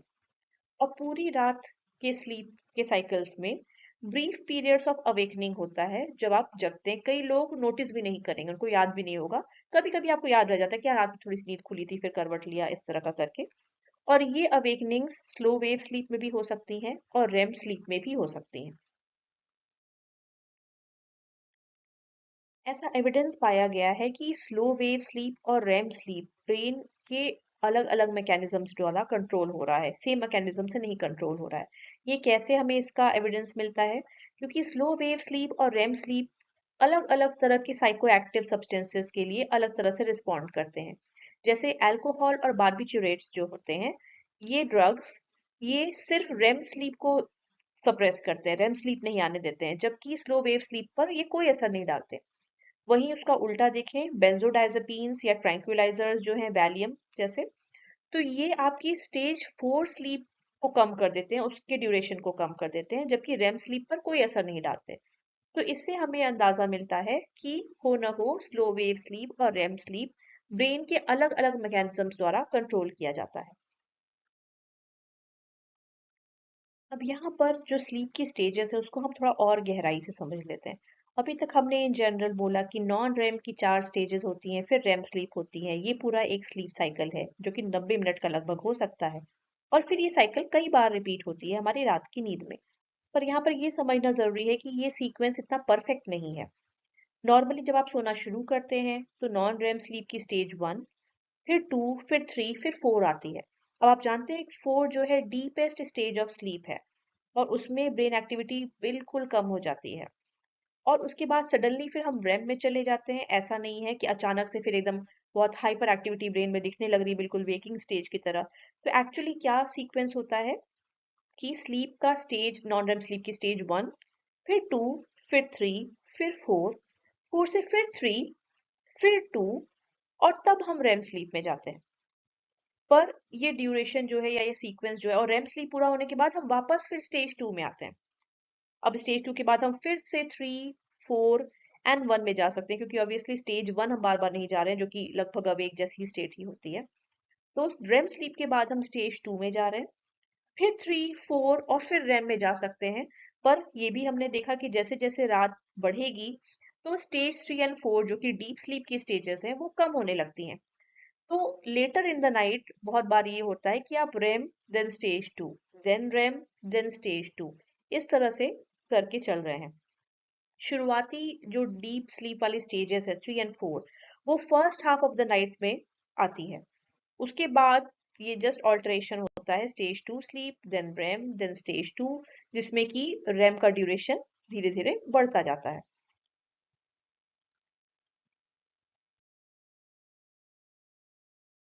थोड़ा बात करेंगे स्लीप के फंक्शंस पे। अगर हम लगभग अपने जीवन का 1/3 हिस्सा सोने में व्यतीत कर रहे हैं, मान लीजिए अगर आप 60 साल के हैं, तो टोटल स्लीप ड्यूरेशन तब तक का आपका जोड़ा जाए तो लगभग 20 साल का होगा। तो जाहिर सी बात है स्लीप के कुछ बहुत इंपॉर्टेंट फंक्शंस होंगे। स्लीप एक यूनिवर्सल फिनोमिना है, सारे मैमल्स में देखा जाता है, पक्षियों में भी देखा जाता है, सरीसृप यानी रेप्टाइल्स भी सोते हैं, मछलियां और एम्फीबियंस जो हैं वो ऐसे स्थिति में जाती हैं जो शांति की स्थिति होती है, जिसको भी स्लीप हम कह सकते हैं। हालांकि सिर्फ वार्म ब्लडेड एनिमल्स या वर्टिब्रेट्स जैसे मैमल्स और बर्ड्स में ही हम रेम स्लीप की एविडेंस पाते हैं, जिसमें मस्कुलर पैरालिसिस होता है, मसल टोन बिल्कुल खत्म हो जाता है, ईईजी में डिसिंक्रोनी दिखती है, रैपिड आई मूवमेंट्स दिखते हैं। अब फंक्शंस क्या है स्लीप का, क्यों ये जरूरी है, इसके लिए कई सारी डिबेट है, पर आमतौर पर हम मानते हैं कि इवोल्यूशन के क्रम में ये 4 मुख्य फंक्शंस करती है, जिसकी वजह से सोना जरूरी है। ये 4 फंक्शंस है: एनर्जी का conservation, escaping from predators, body recuperation और मेमोरी कंसोलिडेशन। एक एक करके ये सारे देखेंगे। पहला मेजर फंक्शन स्लीप का है कि स्लीप या नींद हमारी एनर्जी कंजर्व करती है, हमारी ऊर्जा बचाती है। तो हम जब सो रहे होते हैं तो जाहिर है हमारी ऊर्जा कम खर्च होती है। जैसे अगर हम शॉर्ट वेव स्लीप में हैं, डीप स्लीप में हैं, तो इसमें मसल टेंशन कम हो जाती है, हमारी हार्ट रेट भी कम हो जाती है, ब्लड प्रेशर कम होता है, सांस लेने की प्रक्रिया भी जो है, श्वसन प्रक्रिया, रेस्पिरेशन, वो स्लो हो जाती है। मेटाबॉलिक प्रोसेस भी जो बॉडी में हो रहा है, जितने मेटाबॉलिक प्रोसेसेस हो रहे हैं वो भी काफी कम हो जाते हैं, बॉडी का टेम्परेचर भी ड्रॉप होता है। तो ये सारे एक तरह से एनर्जी को बचाने का, कंजर्व करने का तरीका है। तो इसकी वजह से हमारी बॉडी को रेस्ट मिलता है, हम फिर से एनर्जाइज होते हैं और हमारी एनर्जी बचती है, उसकी खपत कम होती है, वो रिस्टोर होती है। ये खासकर हम तब समझ सकते हैं जब हम छोटे जानवरों को देखते हैं। जो छोटे जानवर हैं उनमें मेटाबॉलिक रेट काफी हाई होता है, उनकी चयापचयी क्रिया बहुत तेज होती है, स्पीडीली होती है, तो उनके लिए मेटाबॉलिज्म बहुत ही एक्सपेंसिव है, एनर्जी के टर्म्स में ज्यादा एनर्जी उसमें लगती है। इसलिए उनमें अगर देखा जाए तो ये पाया जाता है कि छोटे जानवर बड़े जानवरों की तुलना में ज्यादा समय देते हैं सोने में। और इनफैक्ट अगर आप डेटा कंपेयर करेंगे तो देखेंगे कि टोटल स्लीप टाइम किसी भी स्पीशीज का और उसका जगते हुए अवस्था में, जागृत अवस्था में मेटाबॉलिज्म का रेट क्या है, इन दोनों का कोरिलेशन निकालें तो हमें सिग्निफिकेंट पॉजिटिव कोरिलेशन मिलता है 0.65 का। यानी जितना बड़ा जानवर उतना उसका मेटाबॉलिक रेट कम होगा, उसको नींद की जरूरत कम होगी। जितना छोटा जानवर मेटाबॉलिक रेट उसका हाई होगा और उसको ज्यादा नींद की जरूरत होगी, क्योंकि उसको अपने स्कार्स बायोलॉजिकल रिसोर्सेज को प्रिजर्व करना है, एनर्जी को कंजर्व करना है। दूसरा इंपॉर्टेंट फंक्शन जो स्लीप का हो सकता है, जो इवोल्यूशन के क्रम में अगर हम देखें तो ज्यादा सेंस बनाता है, वो है कि स्लीप जानवरों को अपने प्रीडेटर्स या उनकी जो वो जिसके प्रे बन सकते हैं, यानी जो उन पर अटैक कर सकते हैं, उनको खा सकते हैं, मार सकते हैं, उनसे बचने का, खुद को प्रोटेक्ट करने का एक तरीका है। तो हम देखते हैं कि दुनिया में भांति भांति के जानवर और जीव हैं। कुछ डायurnal एनिमल्स होते हैं जो डे टाइम में जगने के लिए और एक्टिव होने के लिए बने हुए हैं, जैसे ह्यूमन बींग्स। और कुछ नॉकटर्नल एनिमल्स होते हैं जो रात में ज्यादा एक्टिव होते हैं और दिन में वो रेस्ट वाले पीरियड में जाते हैं। तो मेडिस नाम के जो रिसर्चर है उन्होंने ये सजेस्ट किया कि सोना जो है वो उस पार्ट में जब इंसान या जो भी स्पीशीज है वो कम एक्टिव होता है, उस समय उसको रेस्ट करने का, और वो किसी भी जानवर या दूसरे स्पीशीज का आहार न बन जाए, वो उस पर अटैक न कर दे, तो वो खतरे से बचने का तरीका हो सकता है स्लीप। तो इस तरह से अगर हम देखें तो स्लीप का पर्पस है कि सरवाइव करना बिना किसी का खाना या आहार बने। तो इसीलिए ह्यूमन बींग्स को आप देखते हैं, ह्यूमन बींग्स डे टाइम में एक्टिव होते हैं, रात में उनकी एनर्जी कम हो जाती है। अब उस समय हो सकता है वो किसी का शिकार बन जाए, हालांकि हम लोग चार्ट में सबसे ऊपर है पिरामिड में, तो हम लोग के ऊपर तो कोई प्रेडेटर है नहीं ह्यूमन बींग्स के ऊपर, बट अगर सब जानवरों की भी हम बात करें तो हम देख पाते हैं कि रात में जो जानवर दिन में एक्टिव है वो रात में कहीं ऐसी जगह छुप कर या खुद को प्रोटेक्ट करने के लिए सोएगा कि वो रेस्ट भी कर ले, फिर से एनर्जाइज हो जाए, लेकिन वो किसी का आहार नहीं बन जाए। और जो जानवर रात के लिए बने हुए हैं वो दिन में ही चीज अपनाते हैं कि ऐसी जगह सोएं या इस तरह से करें ताकि प्रेडेटर से बच सके। और स्नाइडर नाम के रिसर्चर जो थे वो सजेस्ट करते हैं कि रेम स्लीप इसीलिए होता है क्योंकि रेम स्लीप के बीच बीच में हम जो थोड़ा सा जगते हैं वो ये इंश्योर करने के लिए होता है कि पूरी रात में हम जो स्लीप ले रहे हैं तो अभी भी हम जहाँ सो रहे हैं आसपास की स्थिति सेफ है कि नहीं, कुछ ऐसा तो नहीं कि अनसेफ हो गया तो उठ के हम पोजीशन चेंज कर लें या उस जगह से हट के भाग जाएं, दूर चले जाएं। इसलिए हम नींद के पूरी अवस्था में बीच बीच में रात में जगते भी हैं शॉर्ट पीरियड्स के लिए। अगला फंक्शन जो स्लीप का माना जाता है वो ये है कि स्लीप बॉडी को रीस्टोर करता है। अब ये फंक्शन जो है ऐसा मानते हैं कि जब आप डीप स्लीप के स्टेज में होते हैं तो बॉडी खुद को रीस्टोर करती है, रीबिल्ड करती है, जैसे प्रोटीन्स वगैरह जो चाहिए या ग्रोथ हार्मोन्स जो सिंथेसाइज होते हैं, प्रोटीन का जनरेशन जो होता है वो ज्यादातर डीप स्लीप या स्लो वेव स्लीप के दौरान होते हैं। और ये फंक्शंस रीस्टोरेटिव हाइपोथेसिस जो है स्लीप की कि वो बॉडी को रीस्टोर करने में मदद करती है, ब्रेन को रीस्टोर करने में मदद करती है, इसको सपोर्ट करते हैं। हालांकि अगर देखा जाए ह्यूमंस में तो ये रीस्टोरेटिव पर्सपेक्टिव बहुत स्ट्रांगली सपोर्टेड तो नहीं है रिसर्च के द्वारा। इसको सिंपल सा टेस्ट हम ये कर सकते हैं ये देखते हुए कि आप सोने के पहले क्या एक्टिविटी कर रहे हैं और उसका क्या असर पड़ रहा है आपकी स्लीप के ड्यूरेशन या साइकिल पर।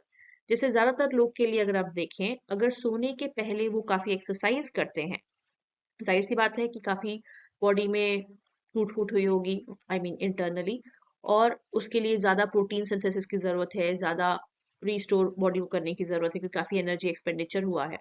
पर ये देखा गया है कि जो लोग एक्सरसाइज करते हैं वो जल्दी सो जाते हैं, न कि लंबा सोते हैं। तो स्लीप ड्यूरेशन बढ़ जाएगा, स्लो वेव स्लीप का ज्यादा प्रोटीन सिंथेसिस होगा रिस्टोरेशन के लिए, ऐसा नहीं पाया जाता।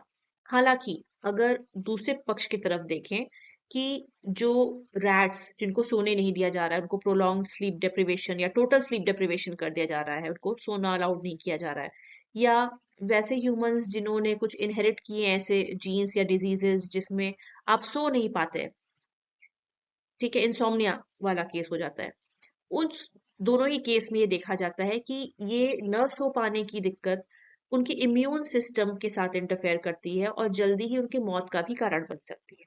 तो अगर ये पर्सपेक्टिव देखें तो हमें सपोर्ट मिलता है कि स्लीप सच में बॉडी को रीस्टोर करता है, इलनेस को ठीक करने में हेल्प करता है, खासकर एनिमल रिसर्च से तो ये बात पूरी तरह साबित होती है।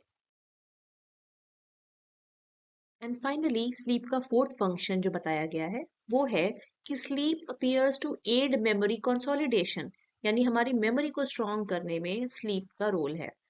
हालांकि स्लीप के दौरान हम सिंपल लर्निंग ही कर पाते हैं। अगर नॉन ह्यूमंस की बात करें तो वो कुछ कंडीशन रिस्पॉन्सेस सीख सकते हैं स्लीप के स्टेजेस में, लेकिन अगर प्रॉपरली जो एक्सपेरिमेंट्स के थ्रू देखा गया है वो देखा जाए तो कोई भी व्यक्ति स्लीप के दौरान किसी भी तरह की इम्प्लिसिट या एक्सप्लिसिट मेमोरीज नहीं बनाता है किसी भी वर्बल मटेरियल के लिए। ये ड्रीम्स की प्रॉपर्टी भी देखी गई है कि अगर आप नींद से जगते हैं और सपना किसी को बताते हैं या लिखते हैं तो वो आपको याद रह सकता है, वरना आप भूल जाते हैं। एज इफ कि ब्रेन उस इंफॉर्मेशन को जो स्लीप के दौरान आपके दिमाग में रही है उसको कंसोलिडेट करता ही नहीं है, उसकी मेमोरी बनाता ही नहीं है। और शायद ये बेनिफिशियल भी है क्योंकि अगर ड्रीम्स को हम लॉन्ग टर्म मेमोरी में कन्वर्ट करेंगे तो वो बहुत ही काउंटर प्रोडक्टिव होगा क्योंकि बहुत एनर्जी एंड स्टोरेज स्पेस वो लेगा हमारे ब्रेन में, जो कि यूजलेस इंफॉर्मेशन है बिकॉज उसको परमानेंटली स्टोर करने का जरूरत ही नहीं है, जो चीजें कभी हुई ही नहीं। तो इसलिए आपके ड्रीम्स का परमानेंट स्टोरेज यूजुअली नहीं होता है, हम भूल जाते हैं जब हम जगते हैं। तो फिर स्लीप कैसे हमारी मेमोरी को कंसोलिडेट कर रहा है, ये सवाल आएगा। तो स्लीप हमारे उन मेमोरीज को कंसोलिडेट करता है जो हमारी जागृत अवस्था में बनी है। तो इवन इफ कुछ नई इंफॉर्मेशन जो हमारे स्लीप में ड्रीम्स के माध्यम से या किसी और तरह से प्रेजेंट की जाए वो चीजें हम कंसोलिडेट नहीं करते, लेकिन जो इंफॉर्मेशन हमने जागृत अवस्था में पूरे दिन भर में कलेक्ट की है, सीखी है, उसकी मेमोरी बनाई है, वो सारी चीजें कंसोलिडेट होती हैं स्लीप के टाइम। जैसे जेनकिंस एंड डैलन बैच ने 1924 में एक एक्सपेरिमेंट किया जो आज तक भी स्लीप पे कई सारे रिसर्चर्स को एक्साइट कर रहा है। इसमें उन्होंने क्या किया, कुछ पार्टिसिपेंट्स को एक वर्बल लर्निंग टास्क कराया उनके बेड टाइम पर, यानी उन्होंने वो टास्क किया और फिर वो सोने चले गए। और जब वो नींद से उठे करीब 8 घंटे बाद, तो फिर उनको उन्होंने चेक किया कि उन्हें कितनी मेमोरी है या कितना याद है उस टास्क के बारे में। जबकि कुछ और सब्जेक्ट्स को और पार्टिसिपेंट्स को उन्होंने क्या किया कि दिन के शुरू में ही उन्होंने वो टास्क कराया और लगभग 8 घंटे बाद उनको भी चेक किया, पर उनको बीच में सोने नहीं दिया गया। तो ड्यूरेशन दोनों में सेम था, लगभग 8 घंटे के बाद चेक किया गया, बस एक ग्रुप सोता है 8 घंटे और एक ग्रुप नहीं सोता है। और रिजल्ट्स दिखे कि जो ग्रुप सोया था टास्क सीखने के बाद, वो बेटर रिकॉल कर पाया बाद में टेस्ट करने पे। अब इसके लिए कई सारे एक्सप्लेनेशंस दिए गए हैं, कई सारे साइकोलॉजिकल एक्सप्लेनेशंस बताए गए हैं कि ऐसा क्यों हुआ होगा। एक सजेस्ट करता है कि वेकिंग पीरियड में जब आप लर्निंग करा रहे हैं और फिर चेक कर रहे हैं यानी रिकॉल करा रहे हैं, दोनों के बीच में काफी और एक्टिविटीज या घटनाएं घटी होंगी, चीजें हुई होंगी जो इंटरफियर करेगी एक्यूरेट रिकॉल के साथ में। और जबकि आप सोते हैं तो ऐसा सब कुछ नहीं हो रहा होता, कोई चीज कोई नई इंफॉर्मेशन बीच में इंटरफेयर नहीं कर रही होती, मे बी इसलिए रिकॉल अच्छा होता है। दूसरा एक्सप्लेनेशन ये कहता है कि मेमोरी का नेचर है कि वो डिके करती है समय के साथ, और ये प्रोसेस काफी स्लो हो जाता है जब आप नींद में होते हैं। तो मे बी ये रीजन है कि जब आप सोकर उठते हैं तो आप ज्यादा रिकॉल कर पाते हैं क्योंकि मेमोरी का डीके उतना नहीं हुआ होता। पर ये दोनों ही एक्सप्लेनेशंस एक पैसिव प्रोसेस, एक निष्क्रिय प्रोसेस की तरह से बताते हैं स्लीप का रोल मेमोरी को कंसोलिडेट करने में। लेकिन एक तीसरा एक्सप्लेनेशन भी है जो ये बताता है कि स्लीप कैसे एक्टिवली लर्निंग में या मेमोरी कंसोलिडेशन में अपना रोल अदा करता है। ये व्यू ये कहता है कि जो भी कुछ आपने जागृत अवस्था में सीखा है, वो सारा चीज, वो सारी इंफॉर्मेशन स्लीप के टाइम में एक्टिवली कंसोलिडेट होती है। इस तरह से स्लीप को देखा जाता है कि एक तरह से शॉर्ट टर्म मेमोरी को लॉन्ग टर्म में कन्वर्ट करके उसको स्टोर करने का प्रोसेस या सिचुएशंस पैदा करती है। तो पार्ट 1 में हमने स्लीप के बारे में कुछ बेसिक्स को जाना, इसके अलग अलग स्टेजेस को देखे, इसका फंक्शन क्या है और स्टेजेस की कैरेक्टरिस्टिक क्या है, उन्हें कैसे मेजर करते हैं और कैसे पहचानते हैं। अगले पार्ट में हम देखेंगे स्लीप से जुड़े हुए प्रॉब्लम्स या डिसऑर्डर्स। Thank you.